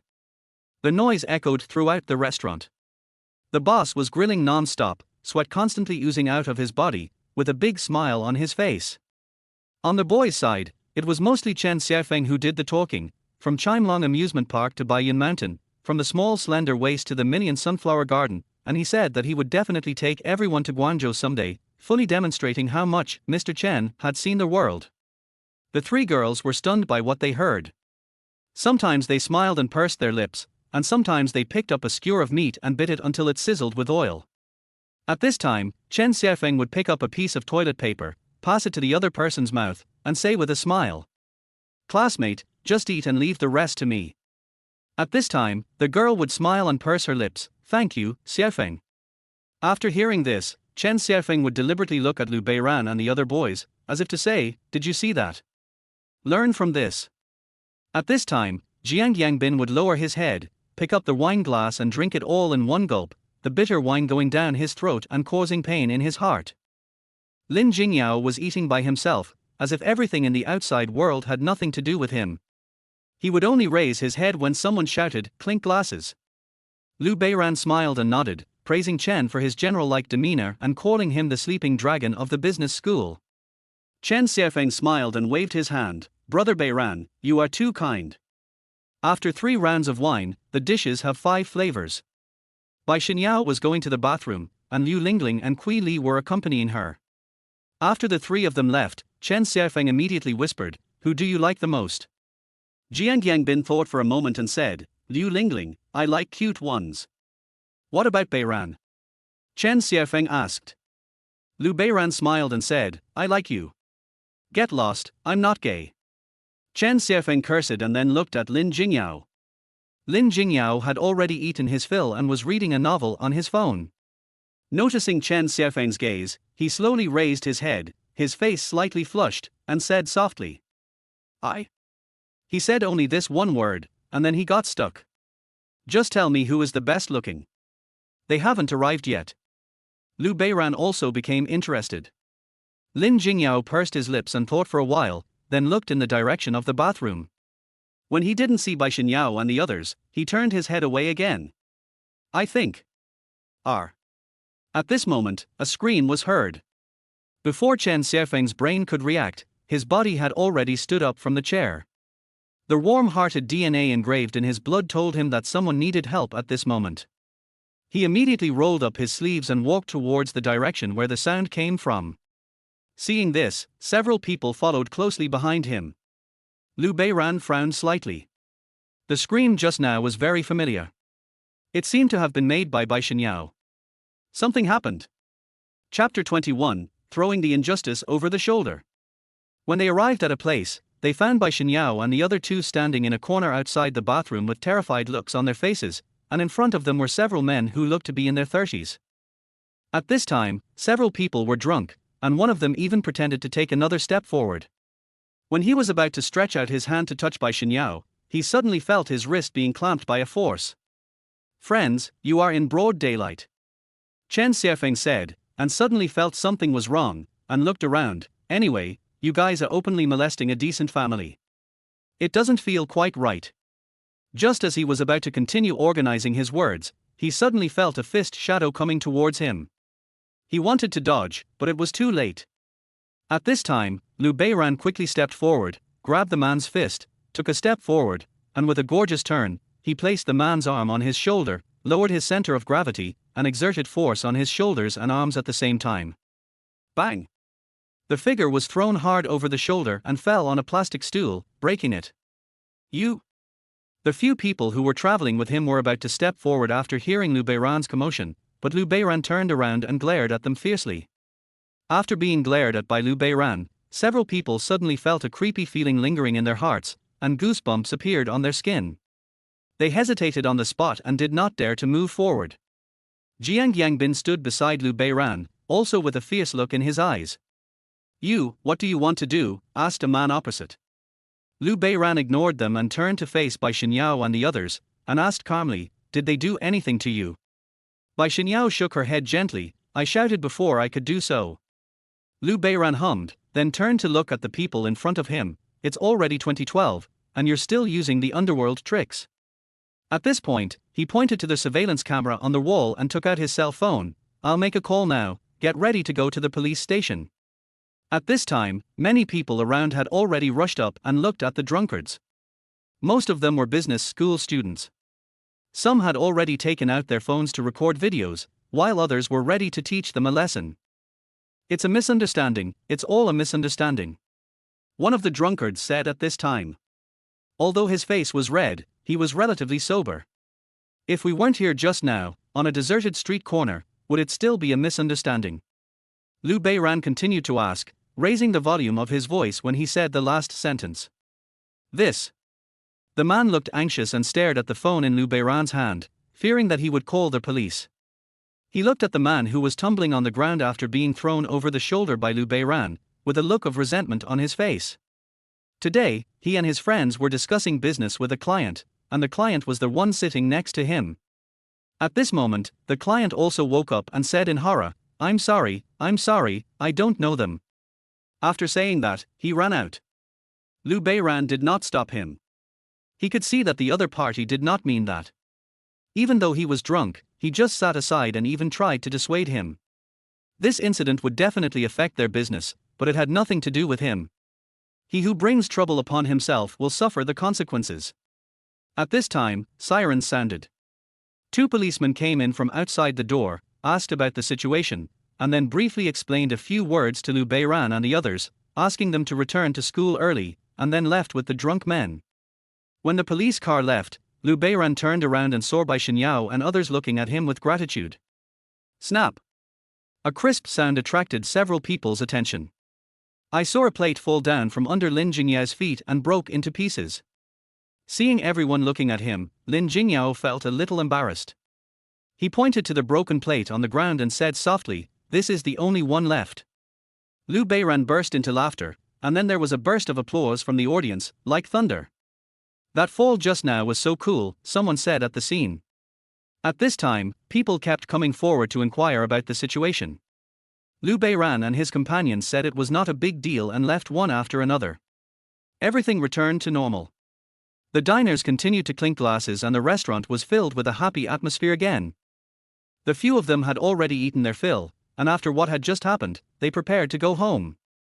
Judging from the way they were dressed, they should be salesmen or something like that, not the kind of thugs in society. Under normal circumstances, they would definitely not do such a thing, but some people have very bad drinking behavior and they don't know who they are once they drink. Of course, Liu Beiran has to help them recognize their own worth. Liu Beiran asked the boss about the price of the plate, but the boss waved his hand to indicate that it was not necessary, as he was the one who called the police just now. Several people left. After sending Bai Xinyao and the others back to the dormitory, Liu Beiran and the others also returned to room 506. Fuck, those guys are dead. Chen Xiaofeng's face was filled with anger and annoyance. He was angry because someone there dared to touch his classmates, and he was annoyed because he felt that he had performed a little abnormally today. Liu Beiran patted his shoulder and said, "Mr. Chen, it's great that you were the first to grab that person's hand. Bai Xinyao and the others will definitely remember it. But in the end, you still knocked him out." Chen Xiaofeng felt helpless.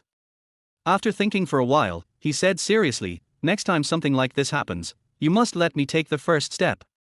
Opening the memo on his phone and tapping his fingers on the keyboard, Liu Beiran glanced and saw the words, "Next time I see injustice, I will throw it over my shoulder." Good job. Mr. Chen really gathers ideas from all sides. Liu Beiran said with a smile. I'm not talented. Chen Xiaofeng smiled back. Several people took a shower one after another. After showering, Lin Jingyao lay on the bed reading a novel, while Jiang Yangbin turned on his mobile phone to watch a TV series. Only Chen Xiaofeng acted sneakily, sometimes looking down at the screen and sometimes looking around. Liu Beiran had already set up his computer and was ready to type, but when he noticed something was wrong with him, he quickly ran to him and pulled back the quilt. "Fuck, Beiran, what are you doing?" Chen Xiaofeng looked resentful. "What are you doing hiding in the bed, kid?" Liu Beiran said with a wicked smile. "It's none of your business, go away and play somewhere else." Liu Beiran noticed that Chen Xiaofeng was wearing earphones. He glanced at him and saw that a Japanese action movie was playing on his phone screen. When Chen Xiaofeng realized that Liu Beiran had discovered him, he immediately blushed and seemed a little embarrassed. Suddenly, Liu Beiran sat down next to him and raised his eyebrows at him. "Share it, don't eat it alone." Chen Xiaofeng was stunned for a moment when he heard this, then his tense expression relaxed, the corners of his mouth slightly raised, and he said proudly, "This is a custom version. My friend from abroad took the photo. The moon is bright in the sky, shining silvery light everywhere." It was already midnight, and there were people on the streets of the university town. A light mist shrouded the dim street lights, and the lights shone through the mist onto the bare road surface. Snoring sounds were already echoing in dormitory 506. Liu Beiran opened his eyes, looked at the brilliant and deep starry sky outside the window, and suddenly laughed. He took out his cell phone and opened Xu Nianqing's chat interface. Good night. Chapter 22 Freshman Conference. The next morning, Liu Beiran was woken up by the 7:20 alarm clock. The drunkenness from last night had worn off, but his head was still a little groggy. When he got up, he found that Lin Jingyao was already washing up, while Chen Xiaofeng and Jiang Yangbin were still sleeping soundly. Liu Beiran walked to the edge of their beds and woke them up one by one. Today was the day for class roll call, which also meant the official start of college life. When he opened QQ, as expected, Xu Nianqing had already sent him a message. "Pig, why do you go to bed so late?" Liu Beiran began to type, "I went out for dinner and drinks with my roommates yesterday." "Xu Nianqing, you didn't drink too much, did you?" While chatting with Xu Nianqing, Liu Beiran washed his face at lightning speed. In less than a minute, he finished washing and drying his face. He put on his white t-shirt, still wearing his underwear. Standing on the balcony, looking up at the sky. Hold up the phone with your left hand. Crack. The photo shows an unruly profile shrouded in the morning light. Liu Beiran, picture, "Do I look drunk to you?" Xu Nianqing, "You look good. Come see me on the weekend." Liu Beiran, "No problem, my princess." After the chat, Liu Beiran started brushing his teeth, and Chen Xiaofeng and Jiang Yangbin also started washing. After washing up, Liu Beiran and his group headed to the classroom. At this time, the campus was crowded with people, and a large group of freshmen walked towards their respective classes, with smiles on their faces and full of hope. Liu Beiran and his group found the classroom of Economics Class 2. Most of the students had already arrived, so he found a seat by the window and sat down. Students came in one after another. Not long after, a middle-aged man wearing black-framed glasses, about 40 years old, walked into the classroom podium holding a pile of materials. After all the students arrived, the middle-aged man began to speak. "Hello, students. I am your counselor Zhang Zhou. Welcome to the School of Business and to the big family of Economics Class 2. We must all get along harmoniously in the future." After the polite words, Counselor Zhang Zhou began to call the roll one by one. Liu Beiran looked around and saw that there were 48 people in the class, half of them were males and half were females. After the roll call, the next step is to introduce yourself. Starting from the seating order, the first one is a boy who is a bit short and fat, but his skin is very good and his round face looks very funny. "Hello everyone, I'm Xiong Weiwei, from Liucheng, Xiangnan Province. My hobby is playing games, and my specialty is eating." As soon as he finished speaking, there was a burst of laughter from the audience. Ahem. Counselor Zhang Qianyao coughed, and the scene suddenly became quiet. He signaled Xiong Weiwei to continue. Xiong Weiwei said that she had almost finished speaking, and if anyone needed a coach in the future they could come to her.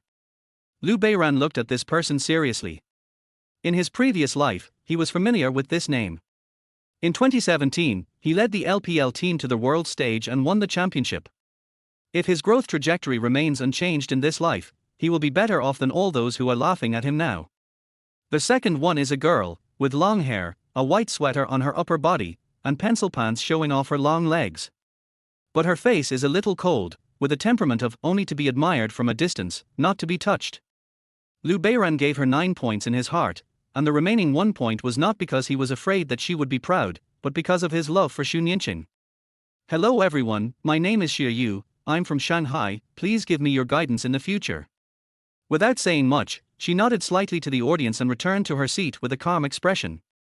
The next moment was a bit boring, until a familiar figure walked onto the stage and Liu Beiran's wandering pupils focused again.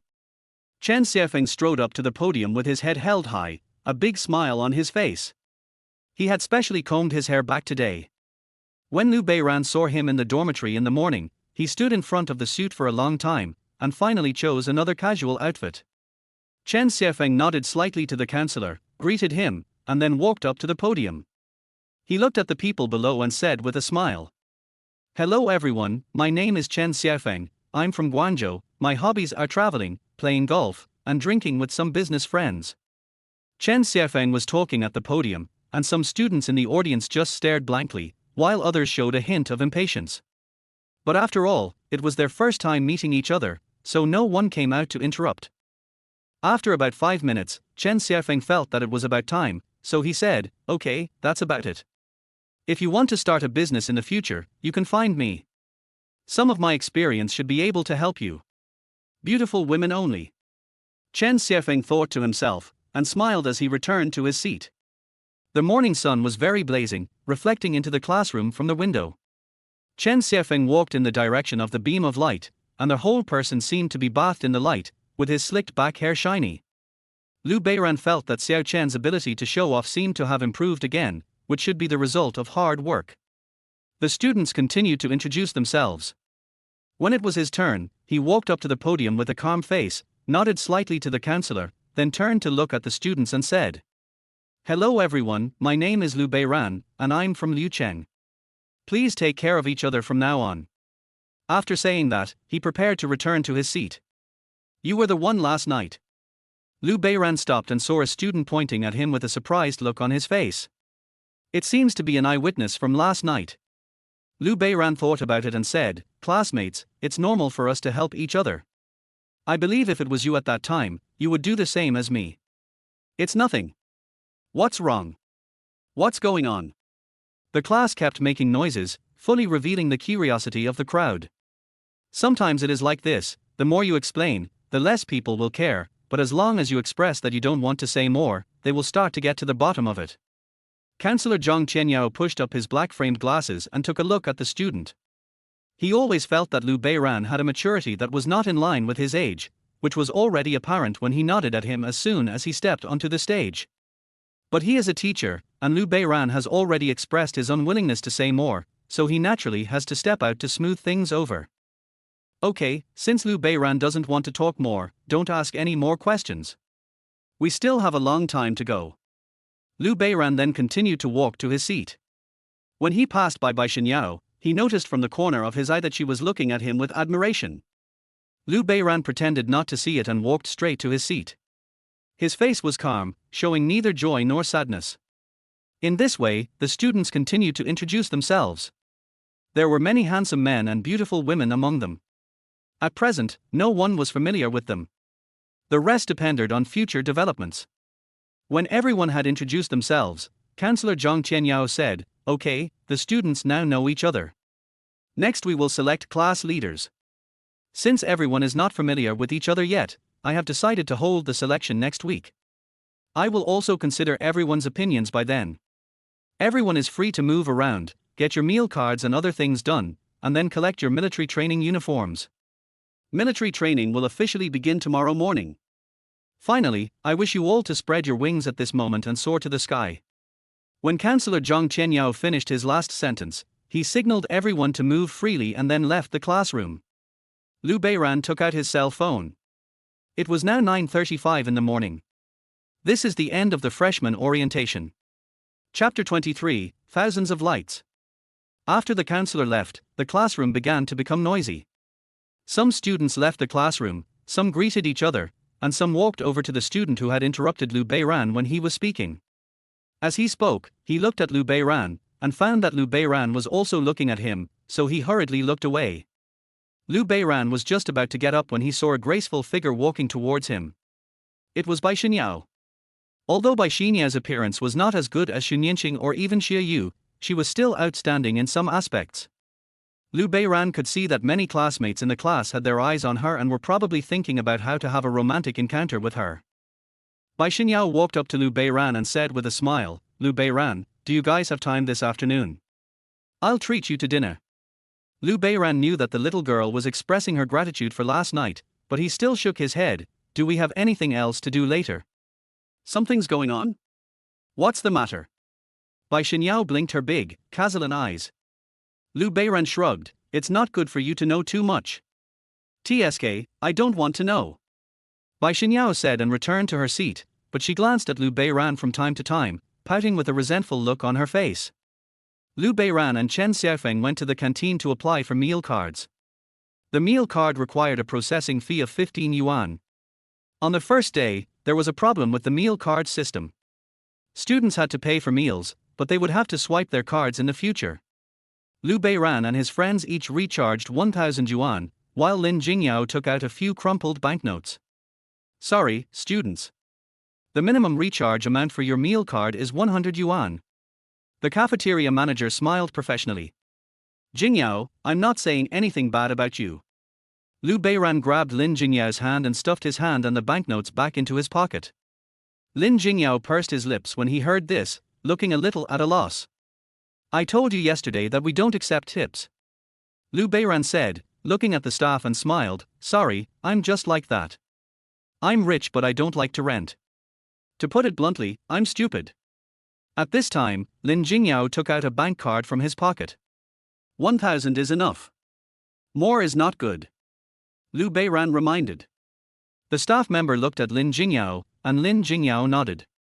After leaving their house, Lin Jingyao handed the meal card to Liu Beiran and bowed his head and said, "Thank you, Beiran." Liu Beiran took the bank card and said with a smile, "You have this semester to return it to me, otherwise." At this point, Liu Beiran showed a sly smile. "Don't worry, I will pay you back as soon as possible," Lin Jingyao said immediately. Only then did Liu Beiran nod. Chen Xiaofeng and Jiang Yangbin followed behind them, and soon they also came out of the cafeteria, while Liu Beiran and Lin Jingyao were waiting there. "Let me tell you a joke." As soon as he came out, Chen Xiaofeng said to the two people with a smile, "When I was applying for the card just now, a student in front of me took out a 10 yuan note and handed it to the staff member, saying it was a tip. You didn't see it, but the staff member's face turned green. Har ha har har. Har ha har ha. Liu Beiran also laughed. Lin Jingyao couldn't help but burst out laughing. It was already 10:30 in the morning. Several people went to pick up the military training uniforms that suited their sizes, and then returned to the dormitory. After putting the clothes away, Liu Beiran suggested going to the internet cafe to play a game. Jiang Yangbin and Chen Xiaofeng agreed immediately, but Lin Jingyao said he would not go. It was not because he did not want to, but because he did not know how to play games at all. Come on, I'll teach you. Liu Beiran said to Lin Jingyao with a smile. Lin Jingyao was still a little embarrassed. Hey, Jingyao, why are you acting like a sissy? Come on, come on. After saying that, Jiang Yangbin pulled Lin Jingyao up from the edge of the bed. An hour later, inside the Hero Internet Cafe, outside the commercial college. Fuck, this Thresh is cheating. The corridor of the Internet Cafe was filled with Chen Xiaofeng's roar, accompanied by the sound of heavy slamming on the table. Xiaofeng, you're cheating, aren't you? Jiang Yangbin suddenly asked. Chen Xiaofeng was immediately unhappy. Is cheating because I'm good at playing? You really haven't seen the world. No, I mean you turned on the automatic queue connection. As long as you are here, Thresh queue will never be missed. Chen Xiaofeng. Hey, Beiran, give me the red. Chen Xiaofeng immediately shouted to Liu Beiran, who was standing beside him. You're a mid-laner, Lux, what the hell do you want with the red buff? Liu Beiran ignored him and directly took the red buff in his own jungle. In my previous life, I often played games in my spare time, and my rank in League of Legends was Diamond 3. Although it was not very high, I could still show off in front of my roommates. In this game, he played ADC, partnering with Lin Jingyao in the bottom lane, Jiang Yangbin in the top lane, and Chen Xiaofeng in the middle lane. 10 minutes had passed in the game, and the head-to-head ratio between the two sides was 9-5. Open the information panel. Brother Chen doesn't he know how to be low-key, 080. Fuck. Chen Xiaofeng smashed the keyboard. What a crappy computer. Although his voice was powerful, the decibel was not loud. He glanced at the door and found that the network administrator did not notice him, so he felt relieved. If it were the one I have at home, it would have been pushed up to the ground. And this table, the one I have at home, was measured with a ruler. It's so rough. Chen Xiaofeng felt helpless. They had lunch in an internet cafe, with instant noodles and sausage. Chen Xiaofeng even added a pack of vegetarian steak. After lunch, they continued to fight in Summoner's Rift. Time passed slowly with the sound of keyboard tapping, and when I came out of the internet cafe, it was already 5:30 in the afternoon. Several people returned to the business school and went to the cafeteria to eat. Liu Beiran was holding his phone and chatting with Xun Yanqing. He didn't go to see Xun Yanqing, not because Xun Yanqing told him to go over on the weekend, and if he obeyed, he would not be himself. He knew Xun Yanqing's feelings for him, but the saying that distance creates beauty is not groundless. No one is perfect, and no matter how beautiful the relationship is, friction will arise as time goes by. Just like love, it will eventually turn into family affection. Therefore, every perfect encounter requires sufficient preparation before separation. It was lunchtime, the cafeteria was bustling with people, and the variety of dishes was much greater than on the first day. Several people swiped their cards to order their meals, and then found a table and sat opposite each other. While eating, Chen Xiaofeng and Jiang Yanbin's eyes were wandering. Chen Xiaofeng smiled and nodded from time to time, as if he had met an old friend whom he had not seen for a long time. After dinner, Chen Xiaofeng suggested taking a walk in the artificial lake to help digestion. Jiang Yangbin nodded in agreement. He thought this was a very good suggestion. Liu Beiran also nodded, and at the same time praised Mr. Chen for caring about his roommates, which made the man silent and the woman cry. Lin Jingyao followed behind with his head down. At this time, the sky was gradually getting dark, the bright moon was hanging in the sky, and groups of students were walking by the lake. The autumn wind blew, rolling up a few strands of hair on Liu Beiran's forehead. He looked around and saw that the lights of the tall buildings were on. Chapter 24: Chen Xiaofeng's Fantastic Operation. As the sun set, the sky darkened completely. Looking up, it seemed as if it was covered with a layer of black ink, thick and distant. The moon was still hanging high, and a few stars sporadically climbed out. There are several sycamore trees standing beside the artificial lake, and their leaves have turned yellow-brown. When the wind blows, leaves occasionally fall from the trees, and then dart in the air like a butterfly that has lost its way. The surroundings were bustling with students. The freshman meeting was over and many classmates had already gotten to know each other. The summer heat of this season had gradually dissipated and the night breeze brought the coolness of autumn. Liu Beiran and his companions took a leisurely stroll, stopping from time to time. Chen Xiaofeng and Jiang Yanbin's eyes kept wandering, like hawks looking for prey. Most girls in this period began to learn how to put on makeup and dress more boldly. Suspender skirts, long legs and legs in stockings could be seen everywhere. After walking around for a while, Liu Beiran felt a little bored. Chen Xiaofeng and Jiang Yangbin were still watching attentively, while Lin Jingyao followed silently. "I'm going back. I have something to do later," Liu Beiran said. Are you going back so soon?" Chen Xiaofeng felt a little unsatisfied. Liu Beiran patted his shoulder and said, "Xiaofeng, there is still a long way to go. This is just the beginning. It's yours and you can't run away." "That makes sense." Chen Xiaofeng nodded. So they returned to the dormitory. After returning to the dormitory, Liu Beiran held his mobile phone and chatted with Xu Nianqing. Xu Nianqing told him some interesting stories about Xiangnan University. After the chat, Liu Beiran turned on the computer and prepared to write. After a period of rapid updates, the domineering female Lord Falls in Love with Me has climbed to the second place in the overall ranking. The improved performance also means an increase in royalties, so Liu Beiran is naturally happy. So I rewarded myself with another 10,000 words. Chen Xiaofeng and Jiang Yangbin didn't have any opinion on Liu Beiran writing novels, maybe they didn't have this concept in their minds. Lin Jingyao was a little interested, he was a loyal novel lover, but watching Liu Beiran clacking on the keyboard, he didn't go up to disturb him. When Liu Beiran finished typing, it was already late at night. Liu Beiran typed "good night" on his phone and clicked send, which also meant the end of the day. The next morning, several people went to the classroom wearing military training uniforms. After Counselor Zhang Qianyao called the roll, the students went to the cafeteria to have breakfast first, and then returned to the classroom to prepare for military training. Military training in high school usually lasts for a week, while in college it is about 15 days, and some higher education institutions may even last longer. Led by Counselor Zhang Qianyao, the Economics 2 class lined up in an orderly manner and entered the playground. At this time, the playground had already gathered a large group of students, and the instructors were already waiting there. The instructor of Economics Class 2 is a little special. She is surrounded by hot-blooded men, but they have a female instructor. The female instructor was about 1.7 meters tall, wearing a military uniform and a ponytail. Although her skin was a little tanned, it did not affect her heroic temperament. When the students lined up, Counselor Zhang Qianyao spoke a few words to the female instructor and said that he would leave the students to her and that they could contact him if they had any questions. After the counselor left, the female instructor walked up to the students and glanced around with a sharp gaze. Many students chose to look at her, but they quickly gave in and hurriedly looked away. When she looked at Liu Beiran, he calmly looked back at her. After a few seconds of staring at Liu Beiran, the female instructor shouted, "Hello, students. I am your instructor Su Jing. I will lead your military training for the next half-month. Please feel free to ask any questions you have." Su Jing's voice was high and vaguely majestic, and some students began to feel oppressed. This is the result of experience in the army. "Okay, during the military training, if anyone feels unwell, please let me know. I declare that the military training officially begins."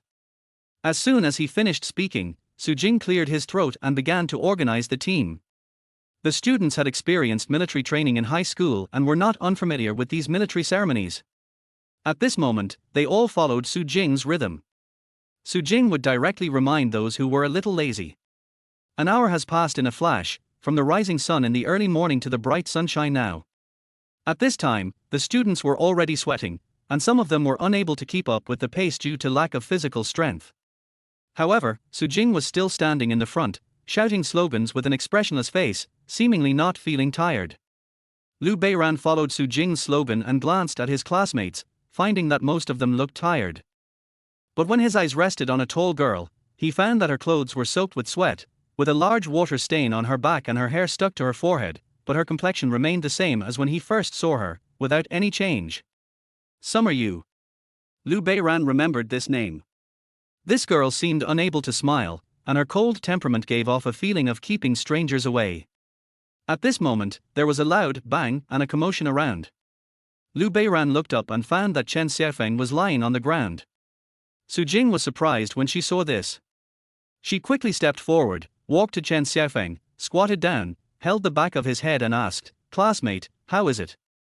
Chen Xiaofeng snuggled in Su Jing's arms and shook his head slightly. "Instructor Su, I'm fine. I'm really sorry for delaying your military training." Their voice was pale. "Instructor Su, I'm his roommate. Let me take him to the dormitory to rest." Liu Beiran raised his hand and shouted. Su Jing nodded. Liu Beiran supported Chen Xiaofeng as they walked towards the dormitory building. Chen Xiaofeng looked very weak and staggered from time to time, so Liu Beiran quickly picked him up. Behind me, there were envious eyes of my classmates. When they arrived at the dormitory building, the dorm manager was watching TV in the room.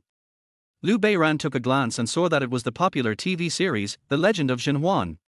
Seeing Liu Beiran and the other two, the dormitory manager asked with concern, "Student, what's wrong? Do you want to go to the infirmary?" Liu Beiran smiled and waved his hand. "Auntie, we have been to the infirmary. The school doctor said it was heat stroke. Let him have a good rest and he will be fine." Only then did the dormitory manager feel relieved. The two walked with heavy steps all their way to the 5th floor, and then walked into dormitory 506 with familiarity. As soon as he entered the door, Liu Beiran slammed the door shut with his foot, throwing Chen Xiaofeng aside. "Xiaofeng, why the hell are you so heavy?" Chen Xiaofeng changed his previous tired look, a strong smile appeared on his face, and said, "Beiran, the art of war is all about deception. Just tell me if you are good or not." After saying that, he raised an eyebrow at Liu Beiran. Liu Beiran knew Chen Xiaofeng's cunning mind at the first sight on the playground. He did not respond to his words, but stretched out his hand and made a two bottles of Red Bull. "No problem." Chen Xiaofeng agreed with a smile. He was originally thinking about going to the infirmary to go through a series of interrogations. When he fell down, he was already organizing his words. He didn't expect that his roommate was so helpful that he didn't even need to perform. Looking at Liu Beiran sitting beside the bed, Chen Xiaofeng found this roommate more and more pleasing to the eye. Chapter 25, Arrogant Youth. Liu Beiran stood up, drank some water, turned on the ceiling fan, took off his clothes, put them under the fan to let them blow, revealing his muscular upper body. He took out his cell phone and opened the chat interface of Counselor Zhang Qianyao. "Teacher Zhang, Chen Xiaofeng has heat stroke. I'll take him back to the dormitory to rest and report to you." Not long after, Counselor Zhang Qianyao replied, "Okay, is everything okay?" Liu Beiran then poured himself a glass of purified water, drank half of it, and then walked to Chen Xiaofeng and placed the glass on the table next to him. Chen Xiaofeng looked puzzled at first, but when Liu Beiran shook his phone, he immediately understood and showed a weak expression. Liu Beiran raised his phone, took a photo, and sent it to his counselor Zhang Qianyao. "Teacher Zhang, you can still talk. Just take a rest." Zhang Qianyao, "Okay, contact me if you have anything." The fan on the ceiling of the dormitory was whirring, and Liu Beiran returned to his bed and closed his eyes. Chen Xiaofeng lay on the bed, patting his round belly with his hands, closing his eyes and taking a nap, looking very relaxed. The years are quiet and good. Ding ling ling. When the alarm rang, half an hour had passed. Liu Beiran slowly got up, and Chen Xiaofeng beside him was already snoring loudly, entering a deep sleep. Liu Beiran went to the bathroom and washed his face with water, wetting a large area of his hair and clothes. Then he went downstairs, thump thump, walked out of the dormitory building, and started to sprint with all his strength. When he arrived at the military training location of Economics Class 2 on the playground, the students were still following Su Jing's slogans. Liu Beiran ran to Su Jing, hurriedly stopped, straightened his collar and hat that had been misplaced while running, and saluted with a standard military salute. "Report." Su Jing nodded, "Return to the team." The voice was softer than before. When Liu Beiran returned to the team, Su Jing looked at his watch and announced that everyone should take a 15-minute break. Some students sat down on the spot immediately, some ran to the shade and lay down, and some went to the canteen to buy water. Liu Beiran, Jiang Yangbin and Lin Jingyao met up and went to the convenience store together. Both of them had red cheeks and their clothes were soaked. Xiaofeng's physical fitness is too poor. Jiang Yangbin shook his head. Lin Jingyao asked with concern, is Xiaofeng okay? Liu Beiran smiled and said, warfare is the art of deception. What do you mean? Jiang Yangbin looked puzzled. Liu Beiran showed a playful smile. The few of them walked to the canteen. Jiang Yangbin generously treated them to some Red Bull, and Liu Beiran took out 3 boxes of mineral water. After drinking Red Bull, the 3 of them each carried a box and walked towards the playground. Beiran, why did you buy so much water? Are you going to treat them to some? Jiang Yangbin asked. Yes, we are all classmates, we should help each other. Liu Beiran responded with a smile. Arriving at the playground, Liu Beiran distributed mineral water to the students. Although many students were puzzled, they all expressed their gratitude politely. Xie Yu sat there, looking ahead with a calm expression, his eyes blurred, and no one knew what he was thinking. Until a bottle of mineral water appeared in front of him. Thank you. Xie Yu took the water and said lightly. Liu Beiran waved his hand, indicating that he didn't need to worry about it. He handed a bottle to Su Jing as well. Su Jing was still hesitant at first, but Liu Beiran said immediately, Coach Su, it's so hot, and you're helping us with military training. It must be very hard. This is a little gift from our economics class too. Please accept it. Su Jing heard this and looked around. After finding that each student had a bottle of water, she took it. Thank you, Liu Beiran. Liu Beiran was not surprised that Su Jing knew his name. The counselor was sure that he had given her the list, but generally people didn't care too much, as long as everyone trained hard. After the break, Su Jing gathered everyone together and continued training. During the training, a classmate suddenly shouted behind him, "Uf King stepped on my foot." The classmate behind him was also an impatient person. His face immediately turned red and he punched him. The 2 men wrestled with each other. The students began to make a commotion, and Su Jing frowned and was about to step forward. At this moment, a figure ran over first.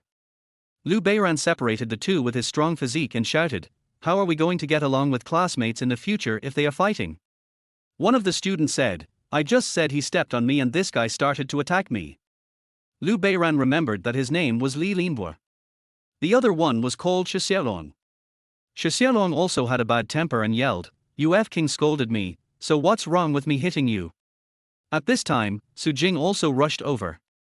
She first glanced at Liu Beiran who separated the 2, then looked at Li Linbo and Xiaolong, and said in a clear voice, you dare to fight during military training? Do you really think I don't exist? Li Linbo blushed and said nothing, while Xiaolong yelled, if he scolds me again, I will beat him again. You 2, get out of line. Su Jing shouted immediately. Li Linbo walked out first, while Xiaolong remained standing there. Liu Beiran pushed his back. Xiaolong glanced at Liu Beiran, then remembered the bottle of mineral water he had just given him, and then he took a step forward angrily. After the 2 of them left the line, Liu Beiran returned to his original position. Su Jing didn't show any panic on her face about this situation. Young people are prone to impulsiveness, and this kind of thing is not uncommon in his coaching career. She had just observed that Liu Beiran separated the 2 of them in a timely manner, leaving no wounds. The next step is to let them suffer the consequences. The 2 men stood side by side, both with red faces. Li Linbo lowered his head, and Xiaolong turned his head to the side. Su Jing stared at Xiaolong and said, you don't seem convinced. Xiaolong looked up at Su Jing and pursed his lips, I just don't accept it. It was obviously him who scolded first. Then you should just take action. Su Jing asked back. Xiaolong was somewhat speechless. He was impulsive and didn't even take the instructor seriously. But the instructor was a girl, so he couldn't get angry either. He felt helpless because he had no place to put his strength. Thinking of this, his hatred for Li Linbo deepened. Do 50 push-ups, do it now. Su Jing shouted. She was going to make an example of someone to scare the monkeys. This was a very routine operation. Li Linbo bent down first and started doing it. Xiaolong still stood there, unmoved. What's wrong? Do you still need my help? Su Jing asked. Xiaolong looked at Li Linbo who was doing push-ups beside him, then looked at Su Jing, then gritted his teeth, bent down and started doing them. After the 2 finished, Su Jing asked them to return to the team, and then shouted to the students, "Next time this happens, do 100. Seeing this scene, Lu Beiran's mouth curled up slightly. Students at this age have not yet experienced the harshness of society. They are full of vigor and vitality and are not familiar with each other. It is normal for them to quarrel and fight. This is youth. Chapter 26. Everyone, charge with me. As the two men accepted their punishment, the fast came to a temporary end and the military training continued in an orderly manner. At noon, Lu Beiran and a few others went to the cafeteria to eat. When they arrived at the cafeteria door, Chen Xiefeng was already waiting there.